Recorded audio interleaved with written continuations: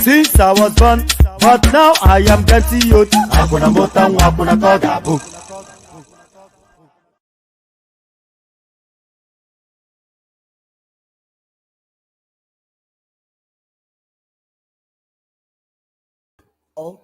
Hope you guys are doing great as I am here in Canada.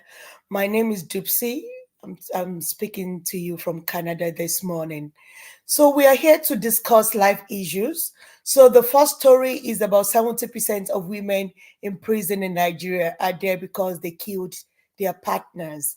So we're just going to relax and hear one man do the readout before we start the discussion this morning. One man, can you just help us with the readout? All right, thank you, Dupsy. So Dupsy, this actually struck me when I saw it. 70%. Oh, I don't think woman is there. Can you hear me? So we can go ahead. Can you hear it's me? just hello, woman. Can you hear me? Yes, I can hear you now. All right, brilliant. Can you help us with the readout? Yeah. Yes, no, I was just saying that this actually struck me when we first came across it. 70% of Nigeria or of women in Nigerian prison are actually there because they killed their partners. So they're not there for drug trafficking, for shoplifting, for the myriad of other crimes that is possible. 70% there because they killed their partners. So let's have a look. It says 70% of female inmates in Kirikiri women's prison are there for murder 70% of female inmates in Kirikiri Women's Prison are therefore murder/manslaughter over their boyfriend or husband cheating. Nigerian man claims. So here it is. It says, visit the Kirikiri female prison in Lagos, built to accommodate 500 to 600 inmates, but there have been over 1,000 there. 70% of that number are therefore murder/manslaughter over boyfriend/husband cheating. 20% are therefore armed robbery and accomplices. The remaining 10% are there for other crimes. So that is the criminal statistics of the Nigerian female in prison, Dupsy. 70% for manslaughter, murder against boyfriend/husband cheating, 20 armed robbery, and the remaining 10% are just minor little crimes. Okay. So, woman, I don't know. Is this person like doing a research on this, or he was just there for something else? Because I'm not sure of the statistics. I doubt it. I'm not sure. I'm not saying it's not happening. It's happening, of course. It's happening everywhere, not only in Nigeria. A lot of people kill their spouses after a while. Do you understand? So, women, okay, if that is correct, that means there's something wrong. Sincerely, there's something wrong. 70% are there for killing their spouses. I don't get it. Over what? I think it's just because of the culture. Dupsy, there's some science behind it. Let's read a bit more just to get a clearer picture. It says that a social media influencer, Cross, has said that 70% of inmates in Kirikiri Women's Prison, Lagos, are there for manslaughter, murder or manslaughter over boyfriend or husband cheating on them. Visit the female Kirikiri prison in Lagos, built to accommodate 500 to 600 inmates, but have over 1,000 there. 70% of that number are there for murder/manslaughter over husband/boyfriend cheating. 20% are there for armed robbery and accomplices. The remaining 10% are other crimes. He said on Wednesday, after a Nigerian lady mistakenly killed a friend during a fight. I actually saw the clip of that. So it's too graphic. Did you see it as well? It was viral. No, I didn't see that. Yeah, I didn't see that. All right. Reacting to the post, the founder of Ray of Hope Prison Outreach said 2 young women were recently sent to life imprisonment for killing their boyfriends. I was in court the day they sentenced 2 19 to 21-year-olds to life imprisonment for killing their boyfriends. 80% of the ladies I spoke to are charged with homicide. Ladies, we need to work on our anger. If you can't handle your man's shenanigans, kindly leave, she wrote. So this is actually based on, those church outreaches that goes into these prisons to try and, do whatever churchy thing they do. That is where that data is coming from. It's quite shocking, actually. 70% just from cheating. So unbelievable. Yeah, one man, I would say, for those the woman, or is it a man, that talked about the 19-year-old and 21-year-old that was sentenced. Those ones, I can say that is drug-induced psychosis. Most of these youngsters nowadays, they take drugs with their boyfriends, especially when they want to have these other room activities. So most of them that kill their boyfriends are not normal. I can say that categorically about these youngsters, the Gen Zs. So that's one thing I know about them. So when they're high on something, probably an argument, was brought up between both of them, and, they started fighting. So one can kill another because one of them is, too high to be able to handle such an argument. So I know that about the Gen Zs. But the people that have been married for a while, they are killing their spouses. That's another thing that bothers me. Because if you're a mature person going to a relationship, it's not a do or die affair. And I think our culture and our religion has a lot to do with this, woman. When people will start tagging you if you're divorced, that you don't want to be divorced to a man that is not even making you happy. What is the big deal? Why are you getting married to somebody that is not even making you happy, or the guy with his shenanigans, just as it is written in the article, that if somebody is doing, wants to go around with a lot of women and you can't stand that, why can't you just remain single until such a time that you get somebody that can, that you can accommodate? Must you go with a man that wants to go around? Nobody can control anybody. If a man thinks he wants to be sleeping around, please let him be. Don't get married to such a man, because it will still continue to philander around. So people should get it. I'm listening, woman. Something you said earlier struck me, Dupsy. Yeah. I've noticed this as a phenomenon as well. All these new generation sort of people, they cannot seem to have sex without some sort of substance inducement, and it's usually weed. They need to be able to be. They have that need to be somewhat a little bit high before they are able to. I'm not sure if it's something you are picking up as well. Yeah, there's a lot of cry on that, woman. If you watch what's happening in the Nigerian space, there's a lot of that. All these substance like cocaine, all those things are not bad in itself if you're taking the pure one. Because most of these rich men in this world, they take the pure, but people can't afford the pure, so they take the adulterated ones. So that's why when people take crystal meth is bad in itself. Meanwhile, people are taking the adulterated ones. So that's what they call in Nkrumah in the eastern part of Nigeria. So when they take it, they just feel like killing maybe their parents, their brother, their sister. So that's the effect on their brain immediately. They feel like same blood immediately. You mean, Lucy, are you saying that the females also take such things before they have sex, or you are talking about the men? My brother, both of them, both the Gen Zs. That's a known one now, Simba.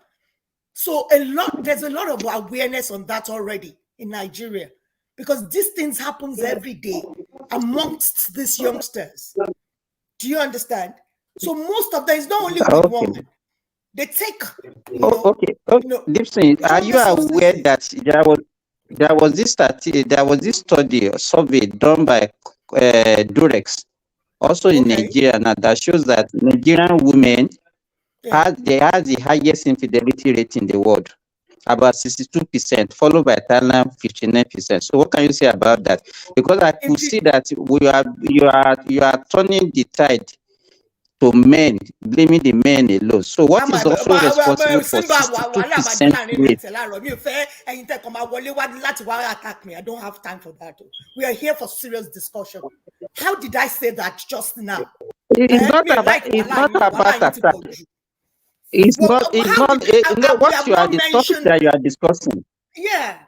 We are talking about why the topic that you are discussing is about saying yes. So, because if you mentioned in your earlier discussion that because men sleeps around, so that's why I'm mentioning this also. What about 62%? You said the Nigerians. I don't want somebody to. Okay, let me continue. So this one is not intelligent. Where did you get? Is a statistic? Is it something done? Is Durex that did it? Condom, the manufacturer of condom. Yeah, so it's not something that I manufacture. That women sleep around. They are the same Nigerian women has highest infidelity rate in the world. Is that why they are killing their boyfriends, bro? Is that why they are killing their boyfriends? You could also lead to a fight. That one could also lead to a fight. So it's not only men that instigate fights. That's what I'm saying. You think because somebody is philandering around, that should lead to killing your spouse? So we are talking why the brain is affected for you to think that the next thing is for you to kill somebody. We are talking about killing. Oh, sorry, deleting. Don't let me be saying that. YouTube doesn't like that word. Okay, okay. When you delete Let's somebody, when you delete let's somebody, look at it this way. okay, Hello, I'm listening. Go ahead. hello.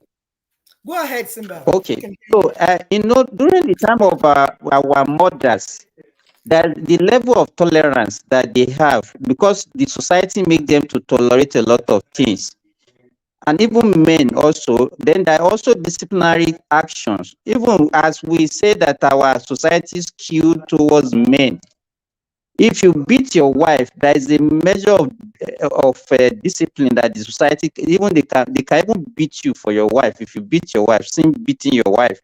So that's certain, even if you don't take proper care of your wife, you can be disciplined even in the community.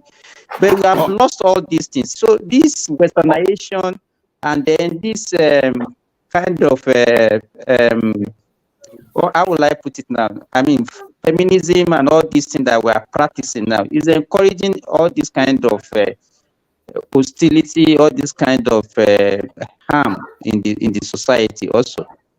all right, Dupsy, let's bring Ola into the conversation, who also joins us. So Ola, the statistics are quite alarming.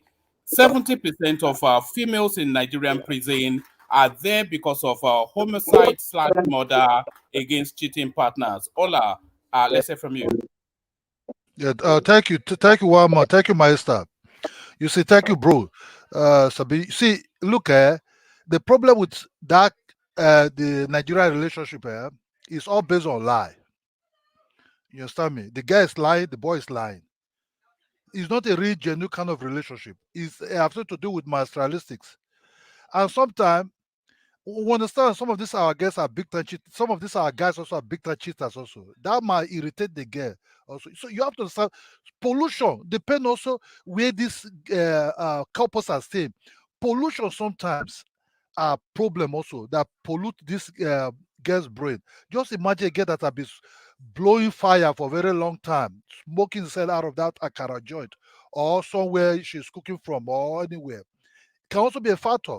We have to take a lot of things into factor, but most of these things also some of these guys are naturally high with something they have been drinking for a very long time or taking something with this guy for if you have to check it, some of these guys that are committing this crime, neither they smoke these high things that made them high, Igbo, or they've been drinking alcohol also with these guys for a very long time. So their level of tolerance, their cognitive cannot even handle a little noise. You'll be surprised what actually is going on in Nigeria. Most guys are already getting frustrated out of poverty. You understand? Out of poverty that they cannot meet up. Maybe this guy is not to their standard, or he's not even on their level, but they're just managing the guy. Then the guy again come and be cheating. The whole thing will just blow the whole thing off. So it's a combination of of things.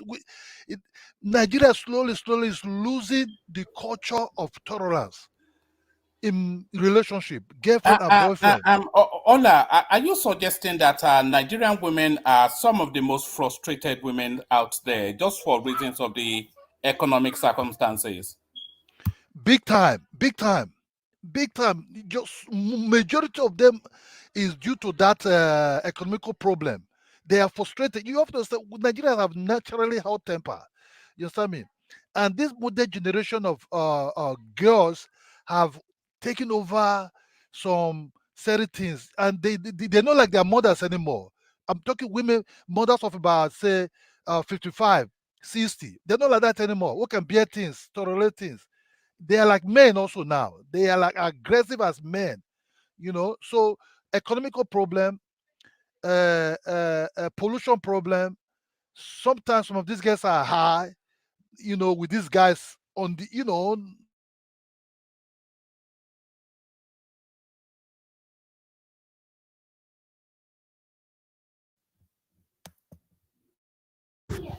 Dupsy, Yeah, are you there? yeah, I'm here. I think maybe he dropped. No, no, no, no. I'm here. I don't know if you Oh, hear okay. me. I said intolerance is one of them. This new generation, they're also taking this ganja of a thing. And if you take, look, if you take these boys, this some of these boys, they're the only one taking. No, female also joining to take these things. So you see a girl walking like a man, like she's on top of the world, walking anyhow, you know, yanning, shaking guys' hand anyhow. You know, no female approach anymore. Everything just like, my man, how you doing? Is already high. You know, so different things are involved in this kind of problem, except the government have to do something about it. You know, see, population is also over. Nigeria is too much population. You know, let somebody else come in.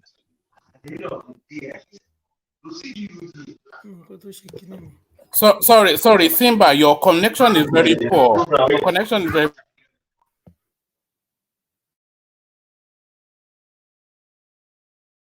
I don't know why I can't unmute.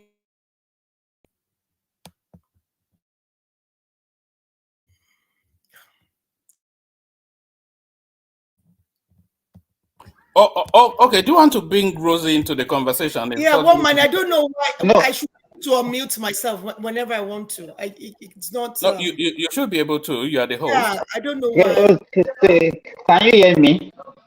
It's not letting me unmute myself whenever I want to. Okay, Princess Rosie, can you come in, please? You're welcome, my sister. How are you this morning? I'm good. Good morning or good afternoon or good evening, wherever you're hearing from. Please, can somebody else come in for just give me 5 minutes? Okay, that's fine. Okay, how about King Emeka? Can I say this, Dipsy? Wait, Simba, can we hear from King Emeka, please? King Emeka, are you there? Probably not. Okay, Simba, go ahead. Okay, thank you. Another reason why that are due to this problem is the loss of our moral values. You know, now everybody is on their own. All the training that we're supposed to be that children are getting from their parents now, because parents now, as the other panelists mentioned, they don't get the kind of training they're supposed to get. You know, by the age of 6 months, 1 year, we are sending children to school. There is no time for us to instill moral values. The parent doesn't have time for them to teach them moral values. So everybody is the society that is actually, you know, nobody knows how they train the children. It's the teachers only. They get to school very early, they come back home very late. The parents are also very, very tired after the day work.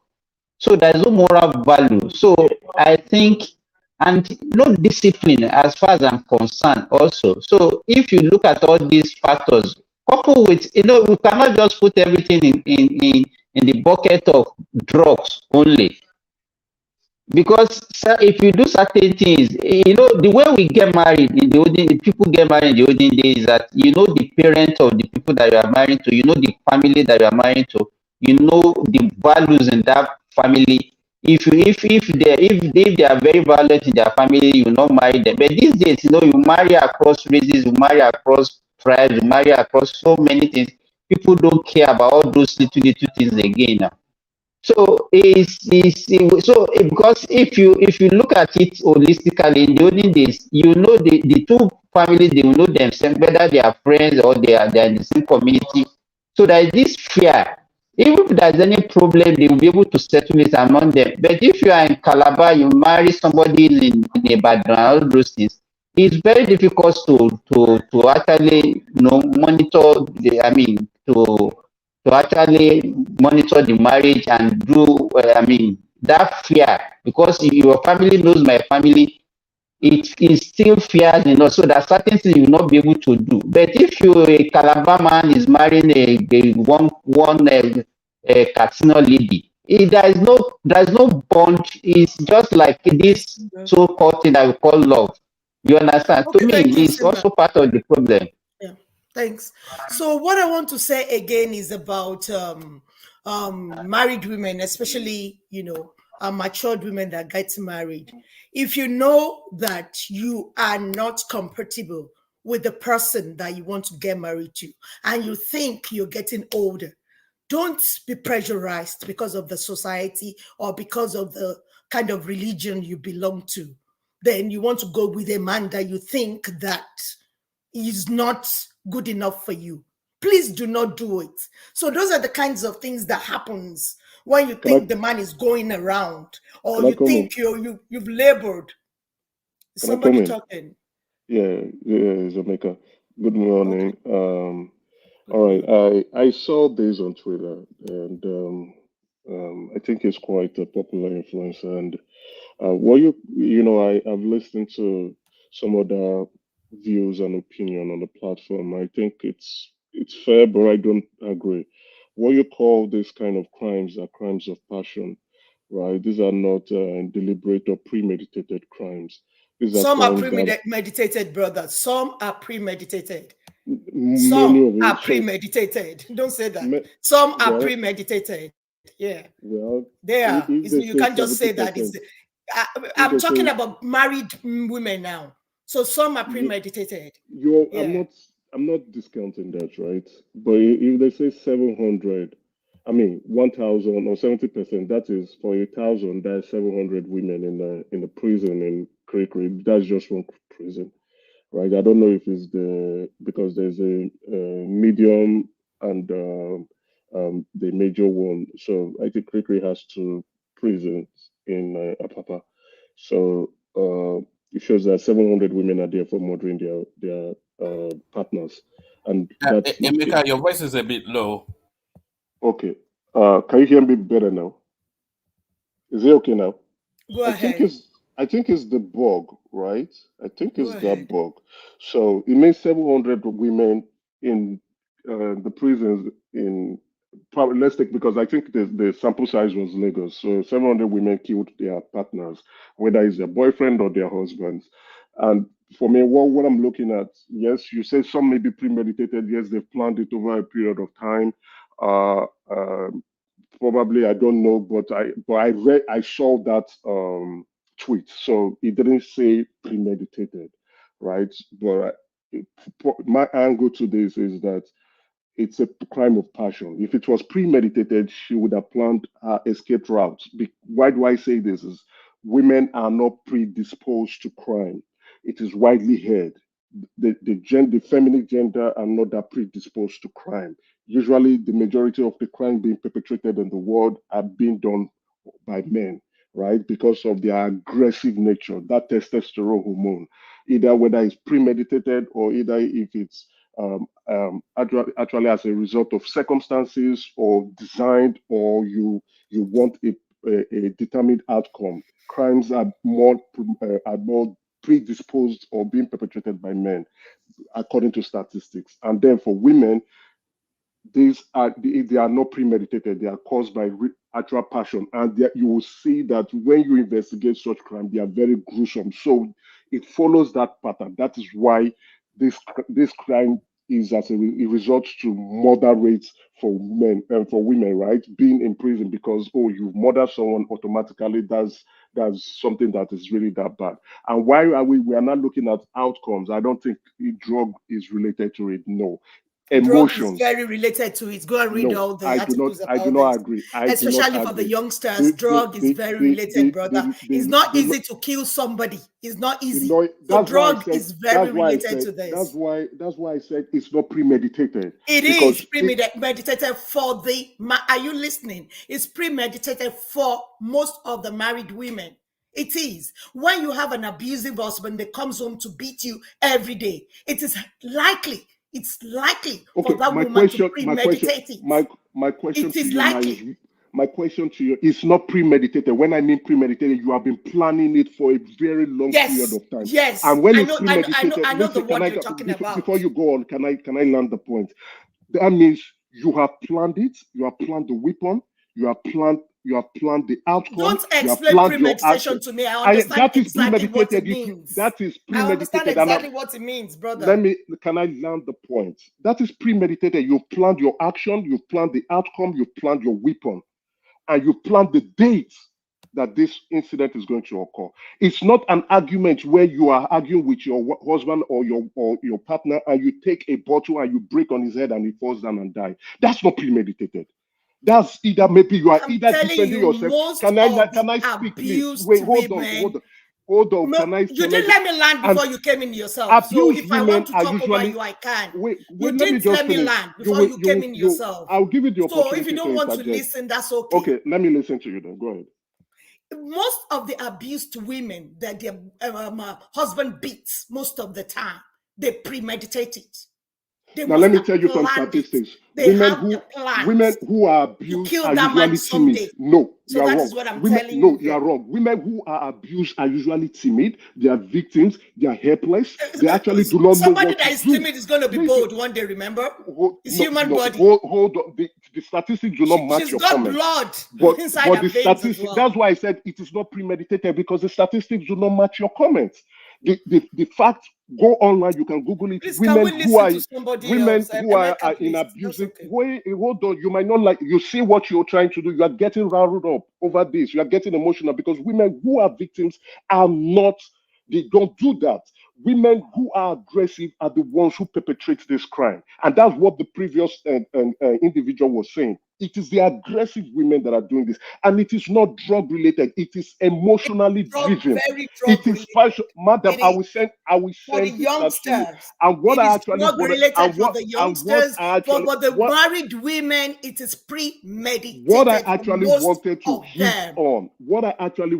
hit on, which I will take you up on abuse. Women are the ones who abuse their husband the most. The stats are there. Go online and check. And I will also take you up on when you are saying men who cheat. That's where I wanted to go to. That our parents are actually failing us. We are westernizing ourselves. We are taking the beliefs and cultures of other people and indoctrinating ourselves into their own culture and tradition. And I will tell you for the stars, this is research that I've done. It is online. Take your computer now and Google it. One woman is not enough for one man. Our testosterone is 4 times, or if not more, higher than what is available for an average man. And even for an average woman. A woman cannot satisfy one man. So that is why in the old days it is been like, okay, we need more women around. And in all mamas, check and investigate all mamas. It is only the Western men that are being told that you must stick to one woman. Go for the lion, elephant, monkey, gorilla, chimpanzee, monkeys. All of them are, you see women around just one man. So that we are trying to fall into this deceit. It is a deceit, and then it is being point and women just around me. Women just around one man. When did that happen? Nobody sent me that. Don't mind them. Let men be saying what they did. They're not supposed to say, madam, online. If you know you are polygamous in nature, brother, then go for it. Why are you deceiving your woman that you want to be with her alone? Who is forcing you? Hold on, this is not an emotional discussion. If you want to be a host, don't get emotional over this. This is fact. Then if you want to come and be one of the people that wants to come and talk, let some other people talk, brother. Let some other people talk. Enough of that. You can't be shutting me down. So what I want to say is that you don't have to pretend over it. If you want to be a polygamous man. Doopsie. Let me hold you for a moment. Let me hold you. We have a very big guest in our midst. We have Coco Mama joining us. I'm not sure if you know who she is. Let me show you who she is. She's one of the biggest names on social media in this sort of space we are discussing. Let me show you her platform just so you know.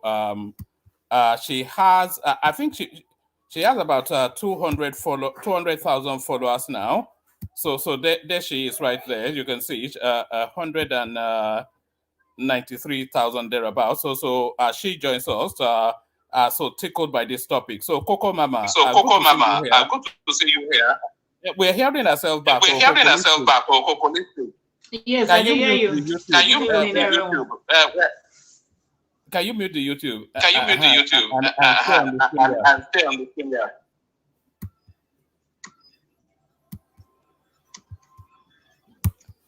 Are you there? Are you there? Yes. We're still hearing ourselves back. Yes, I can hear you. It be like saying that two device again. Really? No. Yeah, just with the one. hair. With the hair, they say in the echo. Oh. All right No. now. All right now. To the topic. The topic. Let me mute you and then Let me mute you and then. They are saying 70% of females in Nigeria are in Kirikiri. 70% of females in Kirikiri prison. They are there because they pay their husband or partner because of cheating. So does this surprise you, Coco Mama? No, it don't surprise me because too many things they happen for Nigeria these days. Some maybe not boyfriend, why some that husband. For the boyfriend matter, in fact, it they related with their husband and wife also. Now because of cheating. You know, say this cheating of a thing, men automatically they feel say they be King Solomon. They can cheat, they can do anything, but the woman could just, you know, day one place based on our African culture, you know. But these days, women they take them lightly. If you cheat, he said that they go do you something or divorce or one before you know the thing go can lead to domestic violence, the man go the beat. See what happened to Osinachi. Osinachi suffered domestic violence countless times. In fact, now waiting end her life be that. So women should be made them start to they talk, because the more they talk, they go get help, and you know go lead to where they go maybe kill their husband or delete their boyfriend. So, and society too, Nigerian lawmakers too need to work on this, because it they happen continuously like that and they don't do anything about it. So that's the reason why if now man deleting wife, they not go take them serious the way if now women delete their husbands. I know they justify anything here. Oh, it's not good to take any person life, either man or woman. But if na woman do it dey more, they go take them, you know, like you know get right to do it, but your husband get right to do anything. Not until they know say cheating no good. You cheat on your woman, it no good. Man cheat on your wife, it no good. But men, they fit cheat. They go tell you say you no get right to cough. Man go marry as many women as he wants. Cheat, join them. You as a wife, if you talk, you are a gunner. In fact, the whole society, everybody go press you down. You cannot speak. So we also get feelings. This thing are feelings so they talk about. Now blood dey your body as man, now blood dey my body as woman. So waiting good for Mr. A supposed to good for Mrs. B. No be say na woman you be, you no get right to do wetin man they do. Yes, you no get right to do wetin they do, but no be everything. After all, they say wetin man go do, woman go do am more better. We can also cheat more better.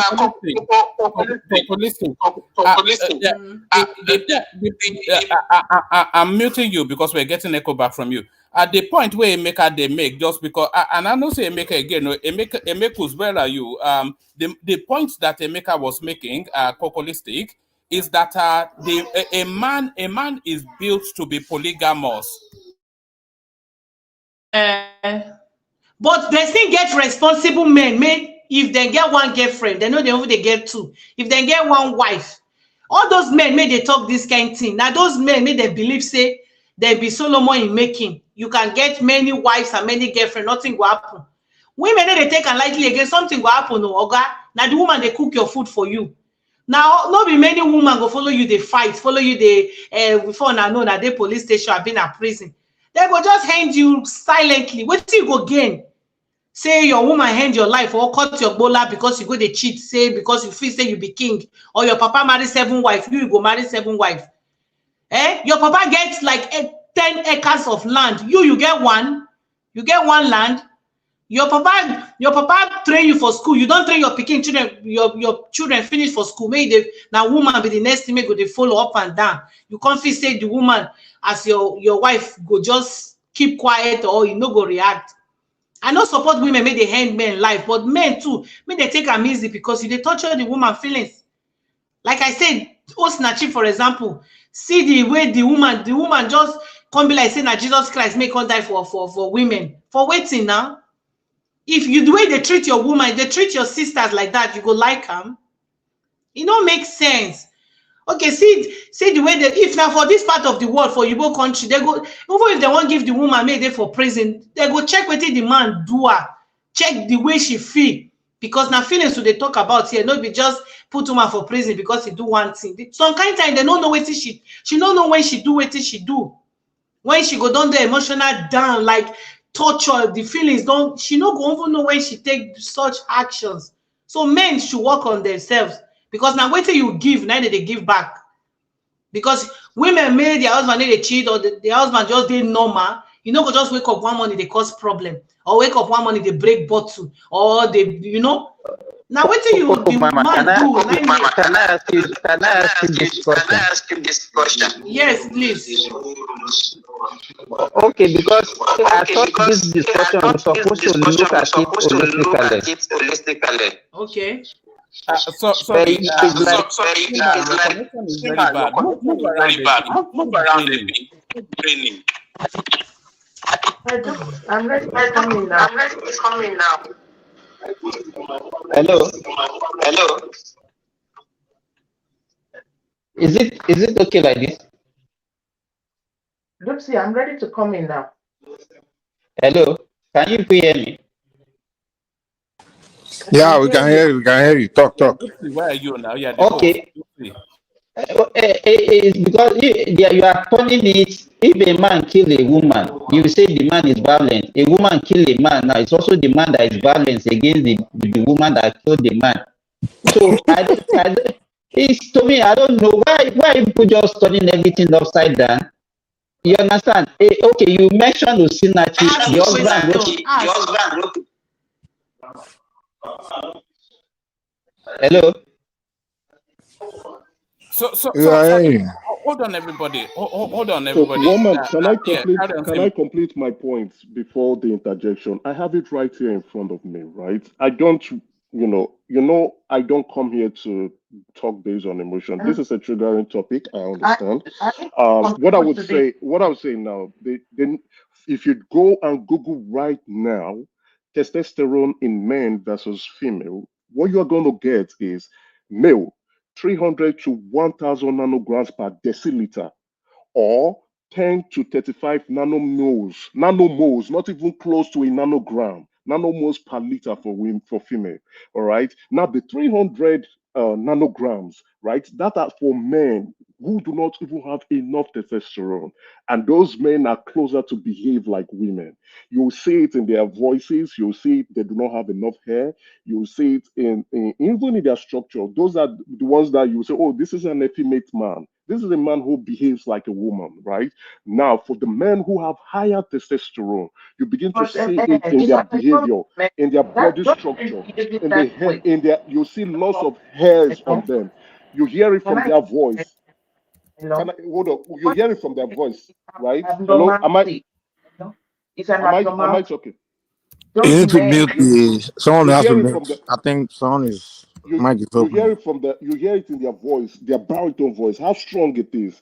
You see their aggressive nature, how aggressive they are. Now, if you are not fully aware, you can look at what are the testosterone, what is responsible, or the characteristics of that hormone. It determines our sex type, right? It determines our aggression.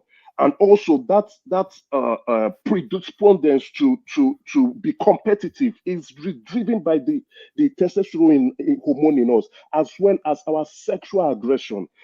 It is responsible for a lot of things. That, in short, that hormone distinguishes us from women.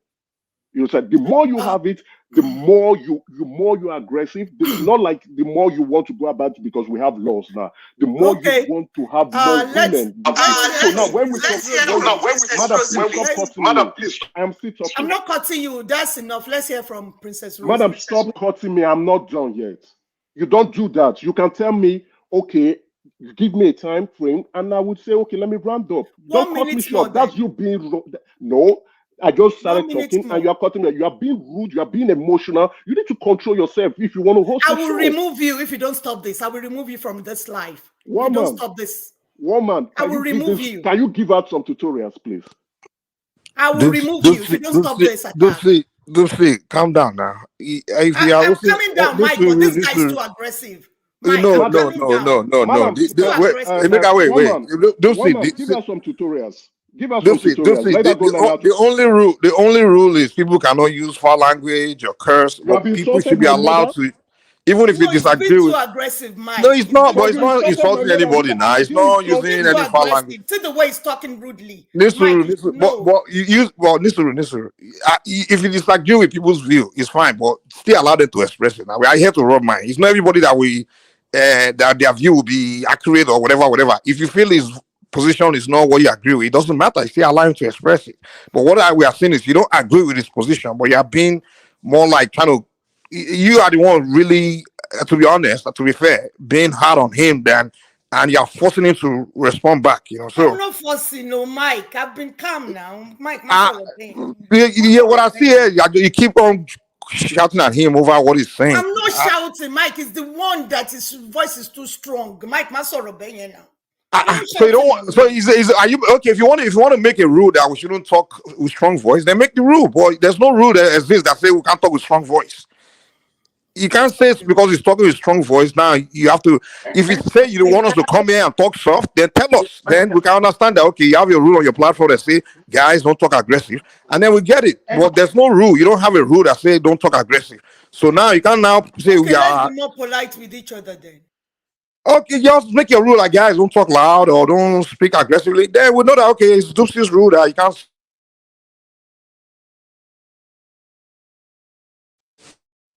I got a call. I came in. Yeah, go ahead.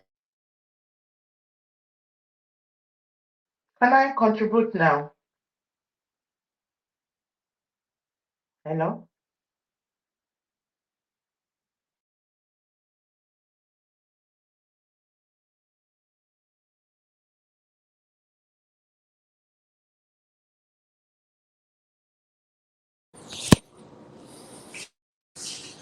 Hello, is it sure? Hello, can you guys hear me? Yeah, sorry, I had a call that came in. So I understand, Lucy, like, hey, you're talking to men. The way we talk, we're not like women where we're trying to think of what we are saying that it may offend somebody or something like that. That's not the way we are by nature. So if we are communicating and you feel like maybe the direction we are talking or something or the way we talk, we raise our voice, just there are nice ways to go about it. But it looks like you're just trying to shut him down, and I don't think that's the way to go about it. Just yeah.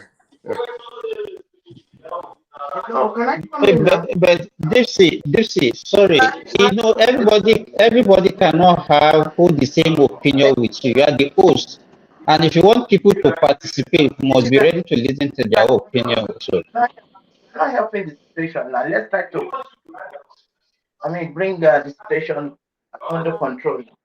If you keep blaming one person, are you helping the situation or you are trying to solve the problem or add to the problem? No, I don't think it's a matter of blaming. I mean, if it's two guests that are going back and forth, it's a different story. But the host is who I have to talk to now because she's the one in control. I mean, what do you want me to do? Start going after Emeka is the host. I'm a host. I mean, sorry, Emeka is the guest. I'm a guest, so I can't be telling another guest what to do or not to do now. I can only talk to the host, Abby. I mean, she's the one hosting, so I can only address the host like, hey, you are the one in control, so this is the way. This is what you need to understand. It's not like I'm trying to settle fight between two people now. Okay. Okay, to me, I don't know where Emeka got his own research. What he's talking about testosterone. This is a hormone. For the fact that you have testosterone on board does not mean you become aggressive and you start,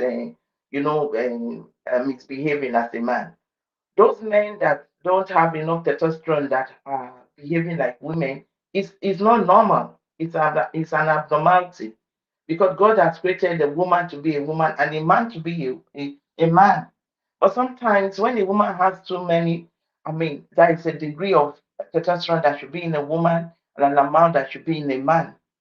When it's too much in a woman becomes, you'll be seeing a lot of the male characteristics, like she'll be developing beards. Is anyone hearing me? Hello? Yeah, we're hearing. Yeah.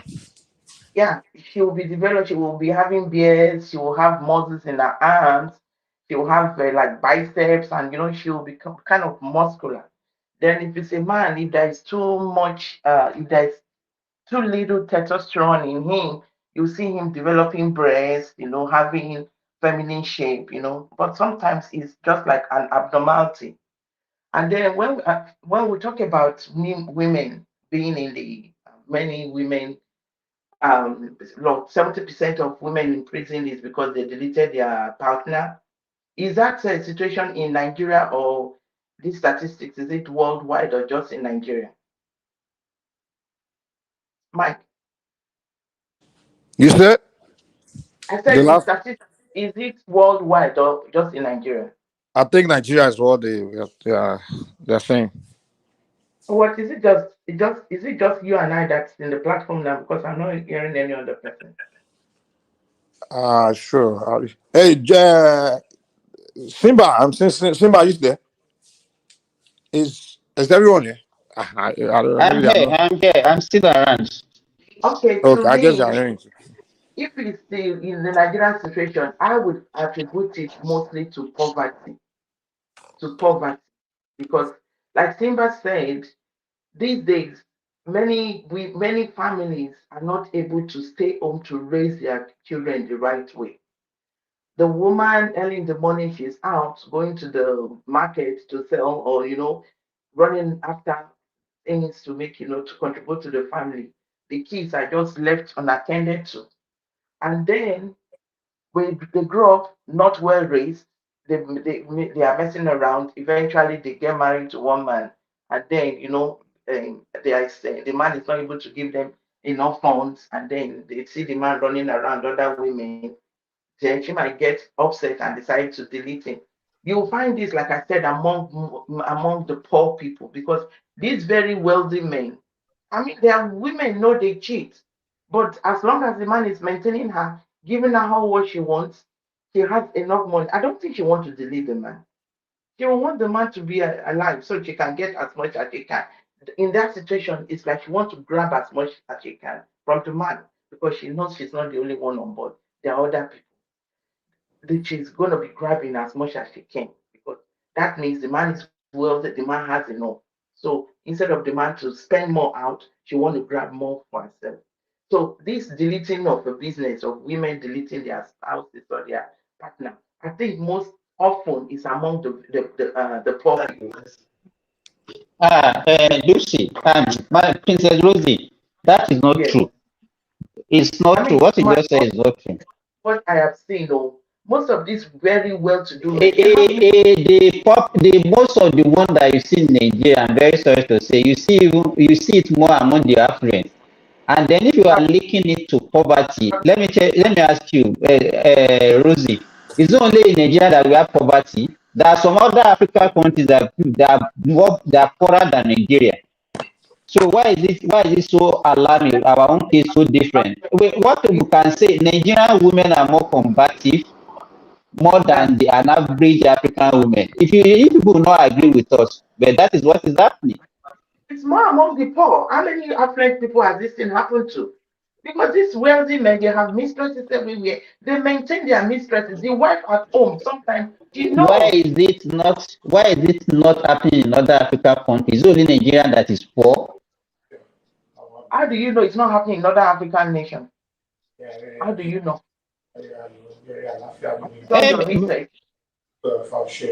uh, but from you will not believe what I'm saying. But well, generally, but the way we are skewing this discussion towards blaming, so there is no fault of women in this case. Is that what you are saying, Mrs. Rosie?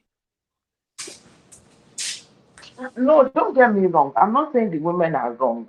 For any woman But to feel like I've not seen any all the women on this platform today. I've not mentioned one single fault from a woman. no, a woman, if you think you cannot stay, if you think your man is running around, you can't meet up, just live peacefully. You don't want to take anybody's lives because you are not happy. No, you move on with your life. I mean, you live in the man. That's not the end of your life. I mean, you get yourself together and you move on. But what I'm saying is, this incident is higher among the poor people than the look, rich people. That's the The truth. look, question, let me ask you guys a question. The question I want to ask is, which demography is this happening, mostly happening? Is this happening in the rural part or is this more in the inner cities? Or, I I think mean, in our cities, I think this is happening mostly in cities like like, Lagos, Yeah, Enugu, that and city, not the rural area. so, and so, not the so rural you bit. guys, to I think someone was making, I think, I don't know if I was making that point earlier. Saying things about we becoming so westernized, we're adopting Western mindsets. Where what I've noticed in the rural part is that the men really don't jump around like that. So what they do is marry extra wife, right? The one that are polygamy in nature, they bring the women in the house, they marry them, they don't hide it. But the one in the inner city, because they've adopted this mindset that it's only one man, one woman, and if they are polygamists in nature, what they do is go outside and start cheating. And what happened is the woman start finding out she's in suspense that what's my husband doing, and she's finding out that he's sleeping around. And also, some the women in the western in the inner cities also adopted this western mindset that hey, it's supposed to be one man, one woman. Everything else is a sin and it's evil, which I get that.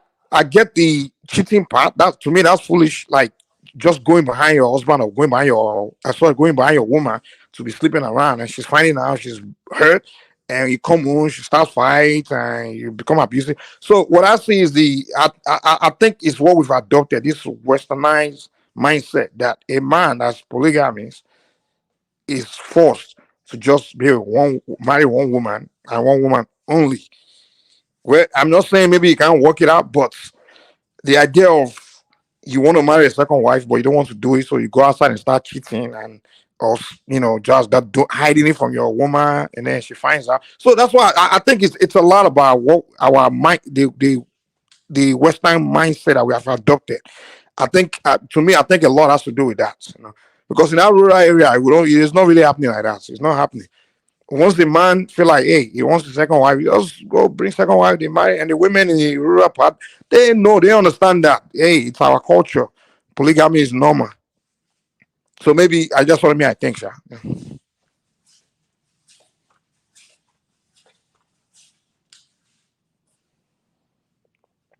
Hello, are you guys there? Kidola, Simba, I'm still Yes, here. yes, I can hear you. any response? Do you think Yes, maybe we've adopted this new culture that's really no, that's not aligned I with our don't think nature? I don't think it's because we adopted a new culture. To me, I'll still maintain my stand that most of the time it's among the poor people. Because a rich man is wealthy, he has wealth to take maintain these women. He So are will you be saying these running women are around. wait? Are you saying they are killing the men because the man can't take care of them? Most of the time, maybe the man is not giving them enough money, and So they she think the kill man him. running around.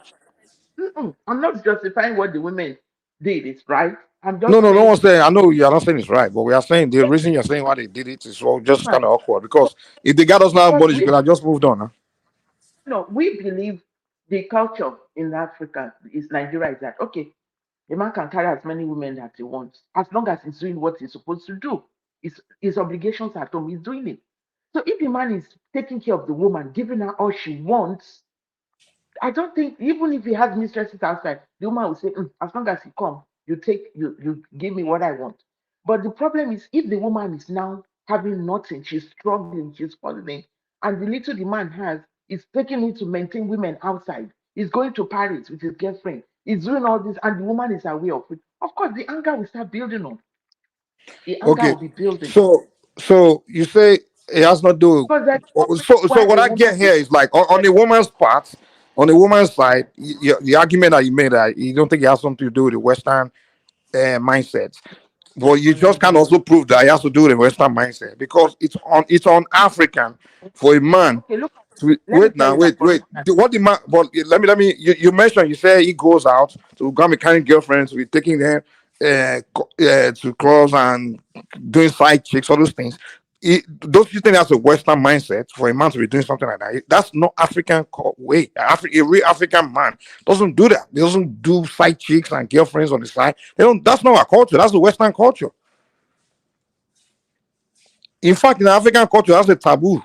Literally, if you want another wife, you marry another wife. You don't go and carry girlfriends around and you going to clubs, all those things. So that's the Western things that we adopted now. Don't you think so?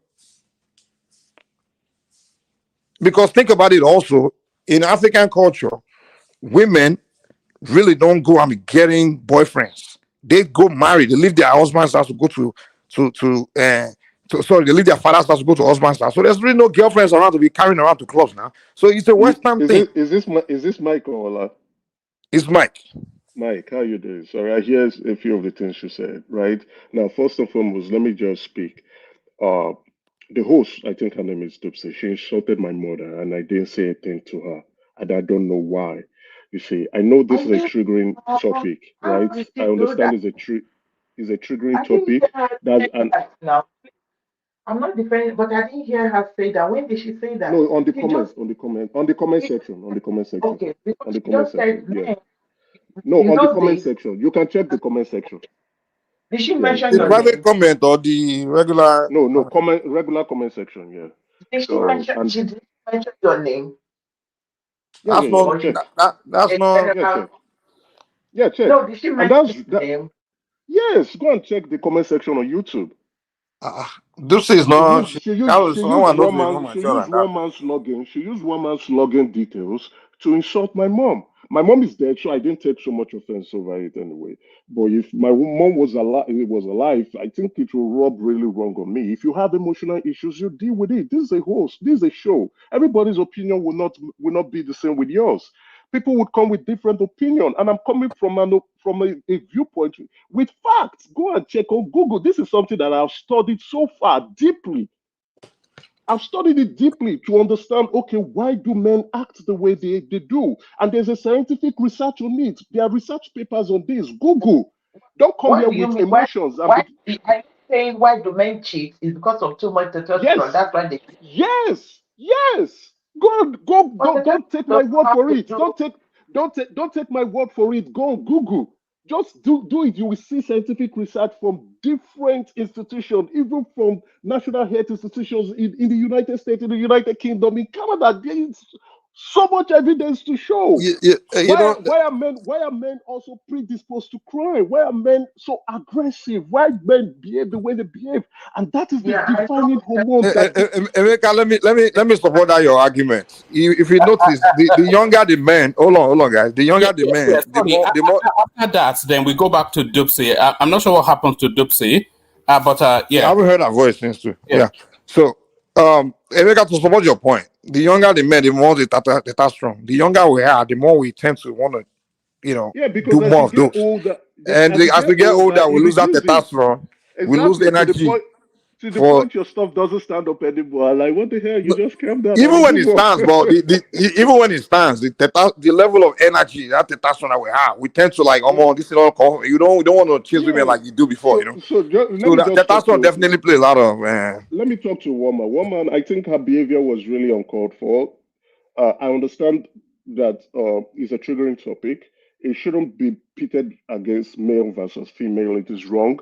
Number two, she insulted my mom. It is wrong. Number three, trying to cut me off. You will just tell me, okay, you have few minutes to round up. And at the same point, you are like an umpire. You don't need to take a stand on this matter, right? And you do this very, very well. One man, you moderate the show properly, or various shows that you host properly, right? And she was trying to cut me off. Maybe because I was saying things that she didn't like and was rubbing her off. I know it's a triggering topic, it's emotional, and I know women are very emotional too. But I'm not trying to. Never did I insult her, no.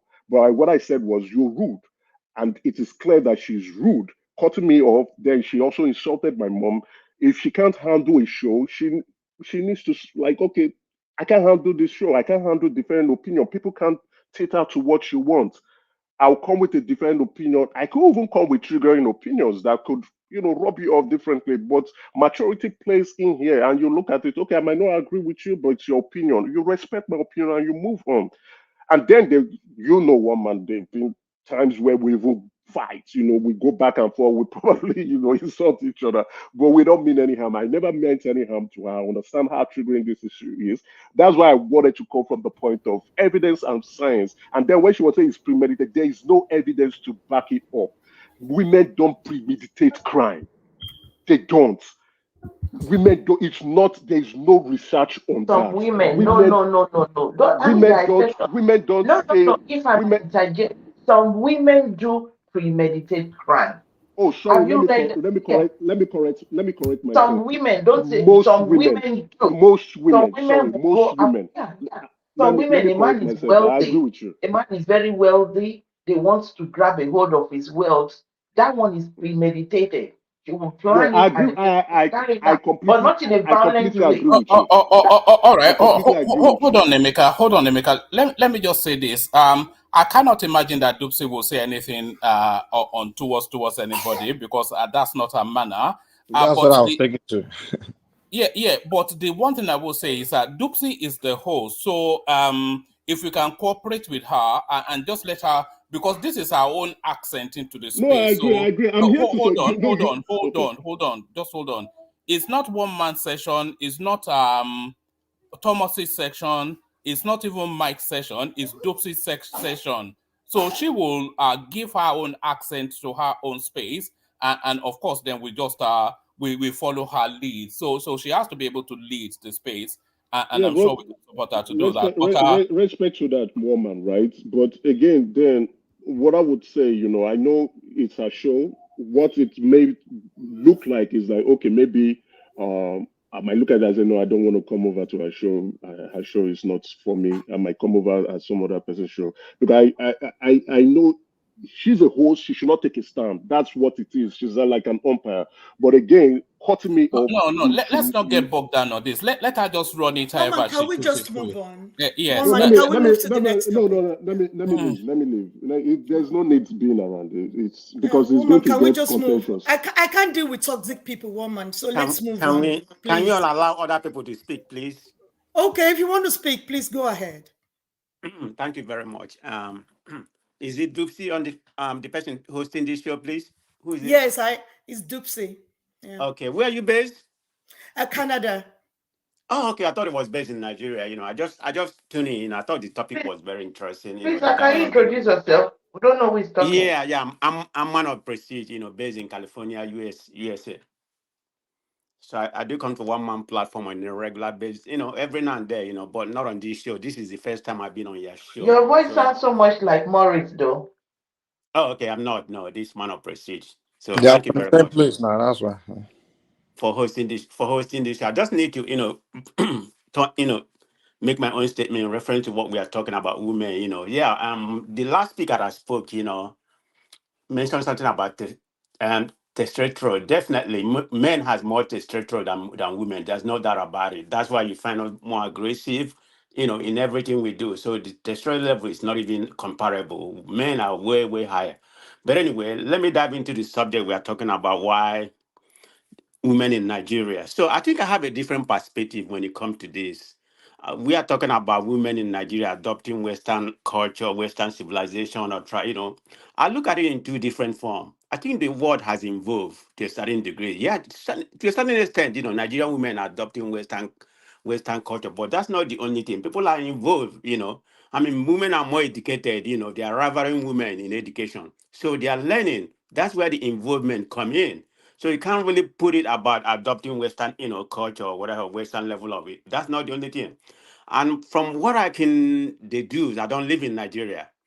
In my own perspective, I would say most of these people killing their husband are based in the city.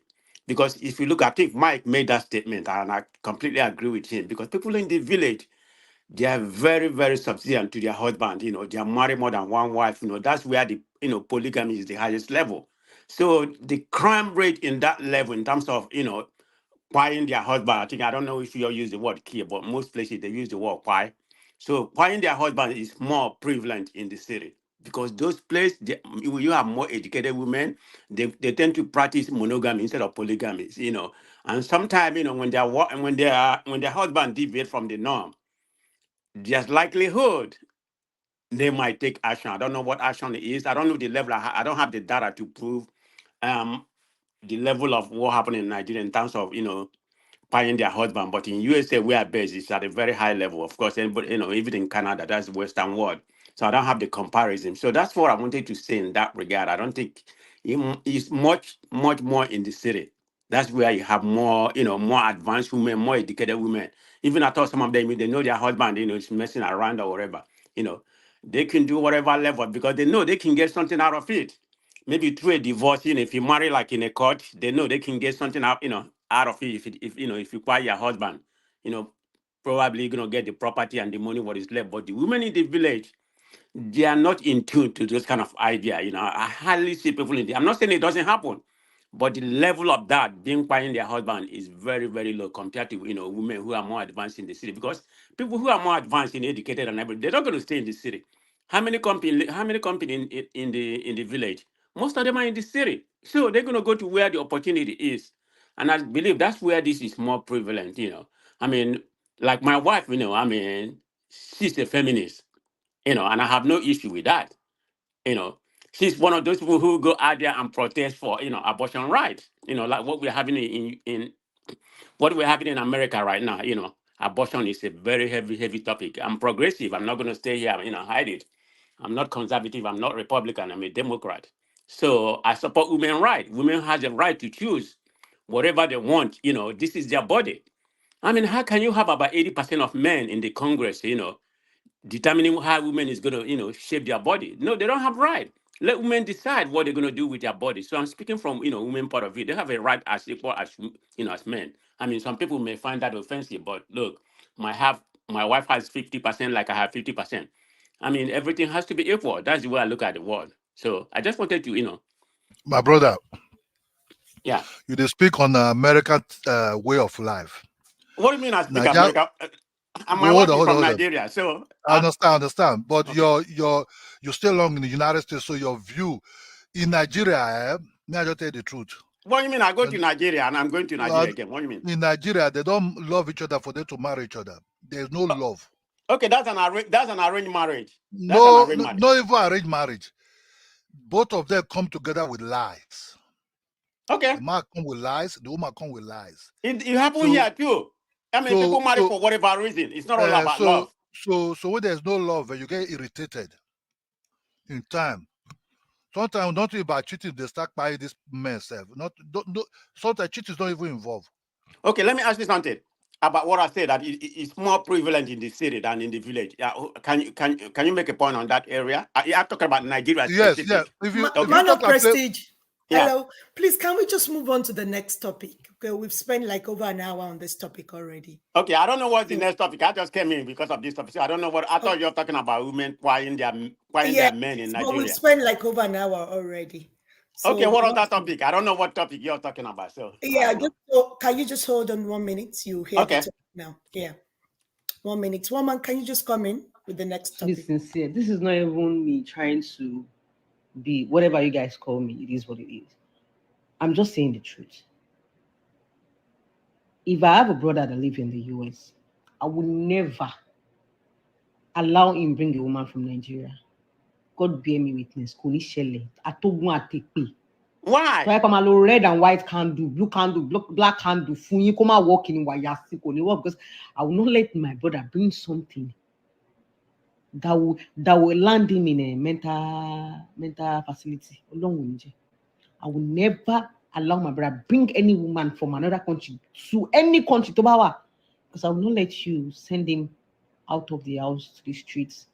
Okay, can you explain the reason why, please? Another thing is, if I was a man and a made man, I would never marry any woman without us signing a prenup. I will.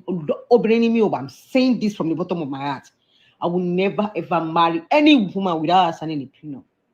And let me tell you, I love you so much. You are my wife. You are my backbone. You've been there for me. Long go like time long bachelor. She DNA test. Men. These 3 things are important. Never ever bring any woman from via Nigeria to via US, Canada. That be the end of you. Do not marry any woman without signing a prenup. Wedding is a business now. Can I ask something? Can I ask you a question? Can I ask you a question? Let's watch the video first now. Hold Don't on. do Can I ask you a anything. question? Let's watch the This video. paternity Finish. fraud Let the is getting video out of land. hand. People are Don't listening do first. anything. Women of this Okay. generation don't get conscience. That's Oh, why that's a I'm video. surprised Sorry, sometimes I'm when they sorry. say, wedding is a business now. Do not marry any woman without having a sign a prenup. Run DNA test. This paternity fraud is getting out of hand. Run DNA test. Women of this generation don't get conscience. That's why I'm surprised sometimes when they say cheats is a deal breaker for them, coming from generation which fuck anything. What independence means to them is fucking around. To them, if you have your money as a woman, you're supposed to fuck anything, buy dick and all. This generation is shame. I win. Yeah, is it over, woman? Yeah. Yes, over So to you, yeah. Dixie. Okay. I home and So play all the way now. I'm enjoying I the think children. it's no, I think it's finished actually The because I girl has was more to say. I talking. beg. You guys just stop. No, I think that's the end of that video. It's a short clip. So what the lady is saying in Yoruba is that she doesn't she doesn't support a man going back home to Nigeria to go and marry a wife, then bring the woman to either of this or Western world. So that's what she's basically saying in Yoruba. So she prefers you. And that's my own opinion too on this, that if you're not that egoistic, if you're not that not being narcissistic about things, why can't you marry a woman of your league where you live? Why must you go back home? Even if you go back home, okay, assuming you want a girl from Nigeria, why must you start dictating the way the woman will live when the person gets to start living with you? So I think most men that does that are just narcissistic in nature. They want to control. They want to dictate to whomever is going to be their partner. So if you really know that you have that self-confidence, you should be able to marry a woman where you live. I support that. And if you're going to bring somebody, for crying out loud, you're not going to be the master of that person. You let that person choose whatever she wants to do.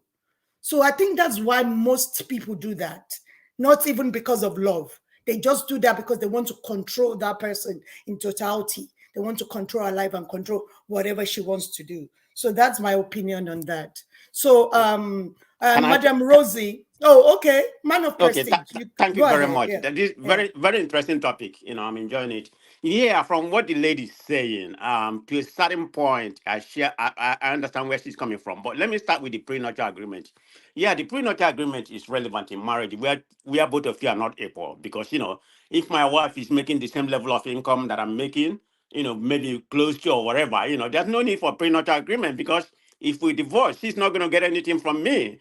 Let's assume we don't have kids or we have kids, they are grown or whatever. She's not going to anything for me. So the purpose of prenuptial agreement is null and void. That doesn't make any sense in that regard. But if I'm making a lot more money, I'm talking about maybe 3 times or 4 times more than she's making, right? The house and everything, I bought it before she came here. She came into the life. Yeah, there's need for prenuptial agreement. I'm one of the proponents of prenuptial agreement where it's relevant. So let me say that. Then the second point that she made about marrying people from Nigeria, I share your view, Dipsy, to a certain degree because this is exactly what's happening in America right now. When people go to Nigeria, because I'm not going to do it unless I know the woman. Me and my wife, we met here, and none of my family doing that. If we can't go to Nigeria and marry somebody we don't know, this is why there's a lot of quiet in the United States. And mostly men that do that, some of them are, kind of on the low ranking area. What I mean by low ranking, I mean they don't make a lot of money.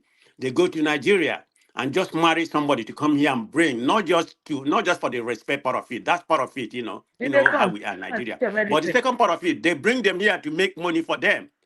And look at what they send them to do. Immediately they come here, they want them to become a nurse. I mean, nurse make okay money, but they work like about 3 jobs. I mean, they don't have life. They work 7 days a week so they make money for those people who are on lower level. So that's one of the reasons they bring them here, and that's not right. So I'm totally against that.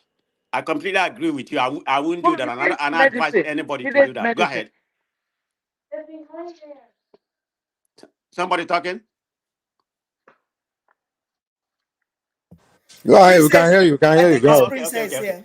here. So I don't advise, in my own opinion, I don't advise anybody because we have seen what it does, particularly in the United States, just in the Western world. Because I know it happened in British and in London, everywhere. So that's the wrong thing. You have to know somebody before you marry. I mean, there's a lot of Nigerian women here, so you can meet people and marry here. So people that go to Nigeria, I can confidently say that about 80% of them are going there to marry for dubious reason. To bring them here, to control them, you are definitely right on that. So they can become their house slave. That's what they bring them here to do. And secondly, to make money for them. Some of them, they are doing okay. Of course, anybody in USA is doing okay, but they want somebody to enrich their life. So you can come here and be working for them. They go home and start building their house. So when some of these Nigerians come here, they become wise, they get educated, and you still want to control them. This is why there's a lot of quiet, on both sides.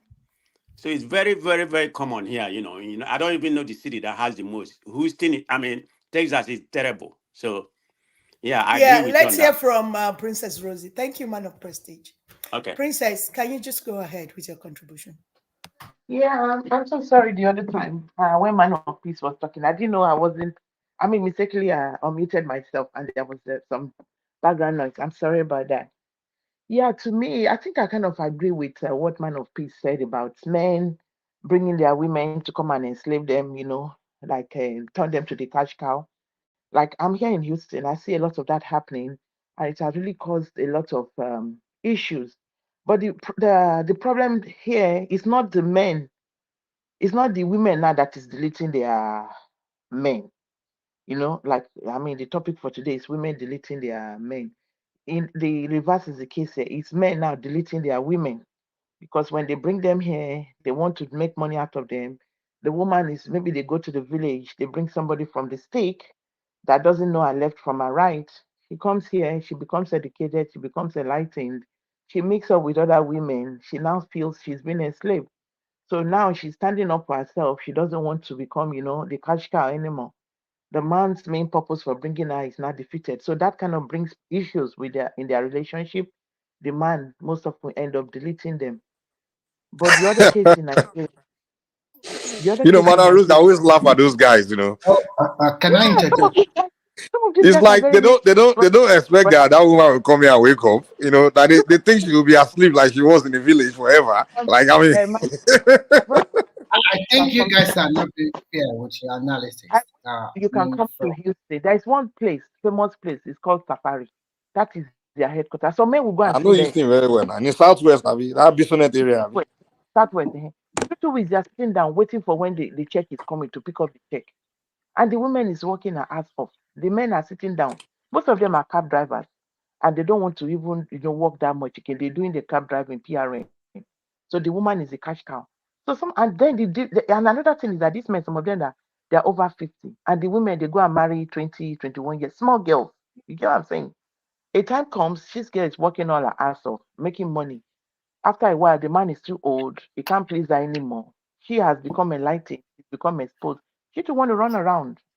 She want to run around with other men to have fun, and she don't want to spend my money on the man anymore. Then that becomes issues. The men end up deleting them. But the situation in Nigeria is different. Like I maintain my stand.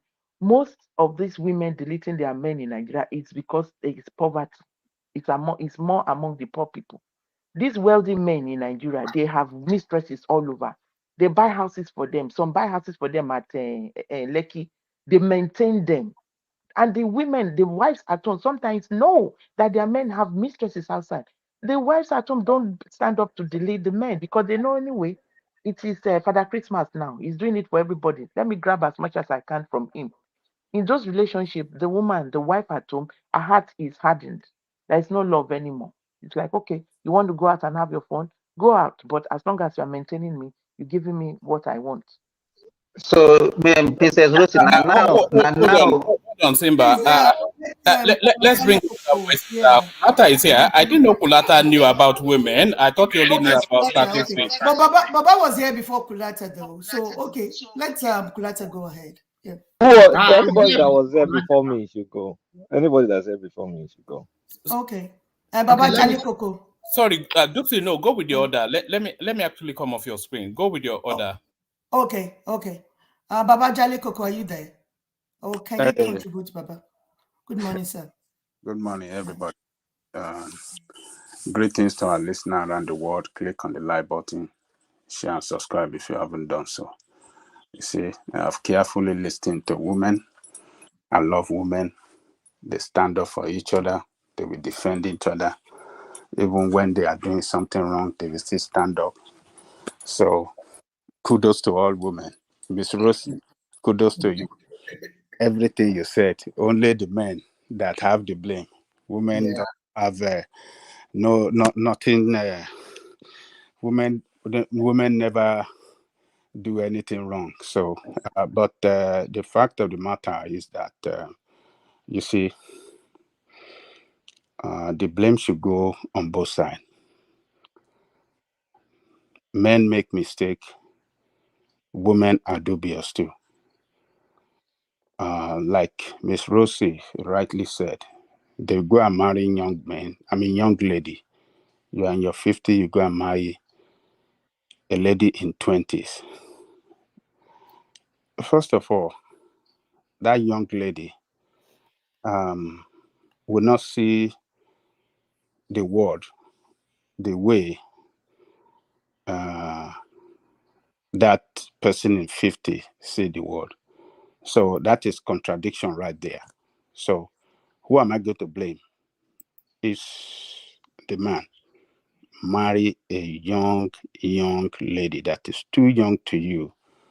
So definitely there's going to be some problem to contend with, because they are going to have they're going to see the world in different way, and that is not good for marriage. So, but we have to look at it on the other side, that for the man to even show love, to go and marry you from the village, take you out from poverty, brought you to America, sponsor your education, you had you marry legally, you sworn an oath, we be together till death do us apart. Why can't you keep to that oath? We don't want to look at it on that side. So when a man spend all his money, that man you said is not doing anything, is not doing anything to improve himself. He drive cab, and he waiting for money to come in. The lady is working 24 hours only to wait to take the woman money. So when that man sweat, did everything to equip that woman, make her a real modern woman, does that man deserve that same treatment too? You see, when women, or some of these people that are brought from Nigeria here, when they acted in such a way that is that doesn't show sincerity on their side, I think we have to blame them. So for me, I think it is always good for woman to stay with his man. There's no circumstances that you were after, you know, having that oath in the court or in the marriage, what do you call it? To say either in good time, bad time, good health, bad health, we live together till the death do us apart. Why can't she honor that oath? That's the way I see it. So we cannot continue to blame men that man is trying to take their money. No, no, no, no. He's not trying. That man has done good to them, and they have to reciprocate in in the same vein. So I'm not going to totally blame the man. I will blame woman the most for leaving that man And that is what is responsible for most of the things we have seen in United States. Because when that man spent everything, the man maybe he already bought the house, he already done everything before you come, and you came and he took you through education. Now you are better off financially, economically, and only thing to do is to dump that man and and reduce him to a beggar, to a man that have nothing again. So it's not good. So that's what is responsible to a lot can of I people. interject? Can I ask Ajale a question, please? Aja. Hold on. That is what is Man of responsible. Prestige, we have to move ahead. Oh. No, I I only just want to spend ask him 2 one question. hours. I just want I just want only just one spend 2 interjection. hours. Just one Okay, interjection. okay, Aja. that's fine. Okay, what you said to a certain degree is kind of a little bit. Okay, I mean, you bend it through there a little bit. Okay, because you said like they're supposed to behave that way because you brought them from village or something like that. I mean, it don't. I mean, they're human beings. What is wrong with equal right? Just because you brought them here and educated them, that's your wife. You brought them here to educate them to, for them to provide to the family. So you should treat them equally. I'm not saying what you said was wrong. There's blame to go on both sides, but you can't put the blame mostly on the women. So that's why I Who disagree with told you. you? Who told you? How many cases of those have you witnessed Like, yourself? A That they, lot, hold a on, lot. hold on, hold on. How many cases of it you have witnessed yourself that you know that the man? I've not witnessed anyone, but Hold on now, hold on. You have not witnessed any man, but you people or a lot of people you say, oh, the man tried to enslave women. No, men don't try to enslave them. Oh no, there They you are go. not. You are Uh, wrong. hold on. Men do not want to enslave them. What mostly happen is that when they mix with other bad women, particularly some bad women in this country that are divorcee, that doesn't have husband, that doesn't have good life, they will start teaching them bad thing. They will start showing them, oh, you can buy car on your own, you don't need your husband, this thing, you can do this on your own. And that get to themselves. Somebody from a poor background now seeing So herself in because you are a America. poor, Hold on, poor, hold poor on. Man of background, President, you can't go back you and forth become now. something. Look, somebody So from a close the poor show. background now Can I in come in America now, please? and now in America and making good money and thinking After that, oh, I Baba, we can are going buy to house, hear from Kulata. After I, Baba. I So can Baba, buy house please on my try and own, I round up. can do things on my own. Some of them, this thing get into their head and they think the best thing to do, let me dump my husband and I just go because they have some other women that are doing the same, that are seeing, they met them at work, they see them just single parents and they don't have husband and living in good house. And they say, oh, I want to live in good house too. I don't want any man to control me. There is no way you will marry to a man that a man will not like to maintain a little control. A little. Some men, we know our culture, we know where we are coming from.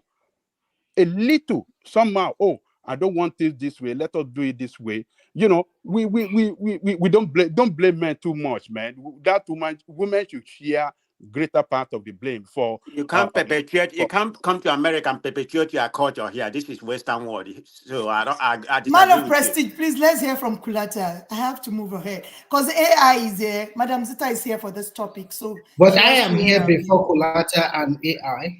Okay, please, Remy, just hold on. Let's hear from Kulata. Yeah, thanks. I mean, sorry, I'm going to leave very soon. I'm sorry. So, I mean, this topic, I mean, we keep treating topics a lot of time we're tempted Kulata, to you are treat. not going anywhere.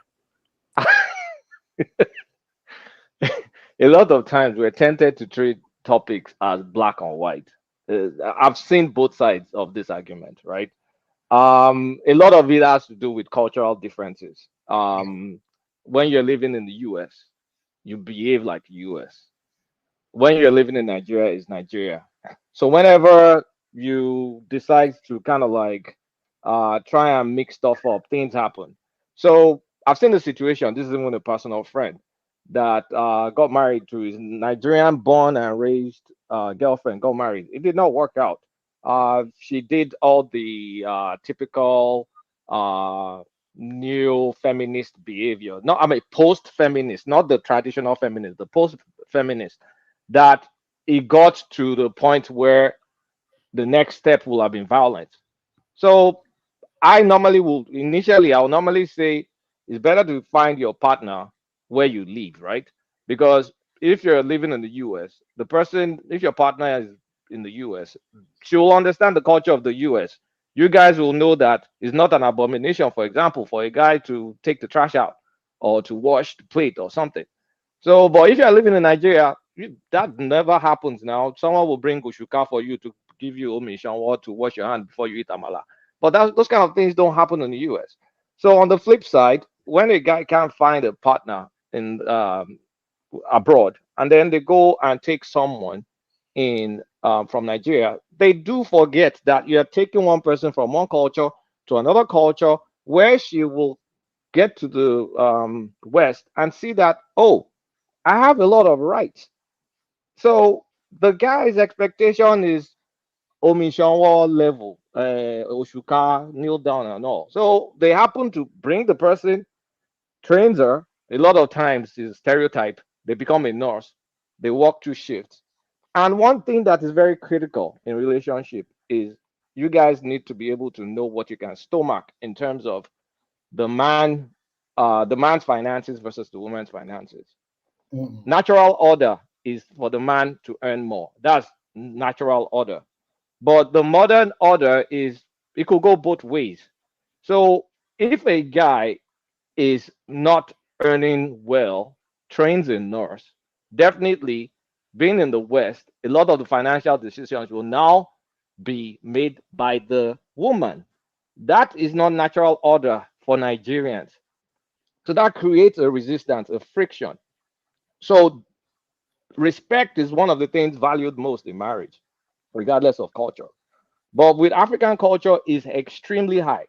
So when you have a woman, whether the man trains her or not, paying the mortgage, wearing the pants, paying the car notes, doing all for the people that pay mortgage and car notes for having all those things, then there's a disruption in that cultural order, and then there's going to be pushback. So it's up to the guy. If you know you're bringing someone from Nigeria, you have to like let that Nigerian culture go. I know that this person is going to go through some transition. She's going to discover a lot of rights. So you have to be able to live with it. So it's not something to blame a woman for. I will say a guy should rather be more defensive to make sure he earns more, or they decide amongst themselves, like, hey, dude, if I want this traditional marriage, then I have to wear the big boy pants. Then I have to go become a partner somewhere in a law firm or a consulting firm, or I trade stocks and I make good money while you sit at home and raise the kids. So I can maintain that masculinity, that patriarchal society. But if I'm going to be weak, if I'm going to be, I mean, it's not people's fault. But if, for example, I'm going to be pulling Home Depot job and my wife will be doing this, then I have to accept the fact that okay, in this relationship, I have to step back and be meek. So it's and like I said, it's just all this stuff is individual based. You can't blame one side, you can't blame another side. You just have to put yourself in a way where you have to accept what comes out of the culture where you're going to live, because we're not in Nigeria. And if you're whether you're in Nigeria and America, if you're a man, testosterone and all that stuff, try and make sure you earn more, or try and make sure you guys have an arrangement amongst yourselves that okay, I will not stifle your career, you will not stifle mine, we'll respect each other, we'll have these boundaries. It's just that it's an individual thing. It's not something that you can just lay some laws and do one thing. Yes, you can't expect a woman working two shifts to take a lot of bullshit if the man is not pulling his weight. You just can't expect it. Disrespect will come into play. And that, so the man needs to even know, okay, at what level am I supposed to kind of like demand, especially if you think, okay, I imported this person from Nigeria. You just can't. It's a thing. Like if someone is, there's no way where Arifin will not enter it. Let's be honest. So men really need to step up or step down. You have to make a choice. So that's what I'm going to say. But we are talking about Nigeria now. So what can you say about it? We are This not is talking not about about Nigeria America. alone. We're The talking topic was about about We moved on from we're worldwide. now. talking one. Yeah, we're not No, they talking moved on about from that Nigeria topic. alone. They're talking about Okay. importing wives Kulata, please, if you land, let me abroad. know so that we can move on to the next. No, I've landed. Let's so other people can talk. Yeah. Okay, thank you. Remy, you can come in now. Okay, thank you, everybody. And it's another opportunity to be here. I think you guys are looking at it in a very simplistic manner like that. First and foremost, if you're a man and you have been in this Western country for so many years, your way of life would have changed also. You are not going to be having that kind of omission or kule for me or do this, that. Your way of life, but maybe unfortunately for you, you are unable to tie somebody down in America or Europe or wherever because of differences and because of so many other factors. And then you look inward, you labor, you put in the finances there, and then you bring somebody from Nigeria to be your wife, whether there is age differences or no age differences. The woman arrived in America, and you think, oh, fine, I want this woman to be better. Why not go to nursing school? Or why not go back to school? You continue to pay money and so like that. But the problem men has is this. Men want their women to be better. But unfortunately for men, when a woman started making money, even not making up to what the man is making, this is just to everybody. If you are making enough money that you can, oh, now I can make enough money by myself, I can do whatever I want with myself. Sometimes for women, there's a little bit of pride and ego will set in. And when it sets in, that would be a kind of clash between her and her husband. Because if truly that marriage have some semblance of love and sacrifices, I don't see any reason why, even if you are coming from Nigeria, because you are there, then there's a new culture, and then you don't want to respect this man at all. You don't want to. I'm not talking about respecting, calling him daddy or something like that. I think there must be a kind of subtle way that this is my man. It's different from Kulata. It's different from Simba. It's different from Angelico. This is my husband, and I don't want anybody to toy with my husband.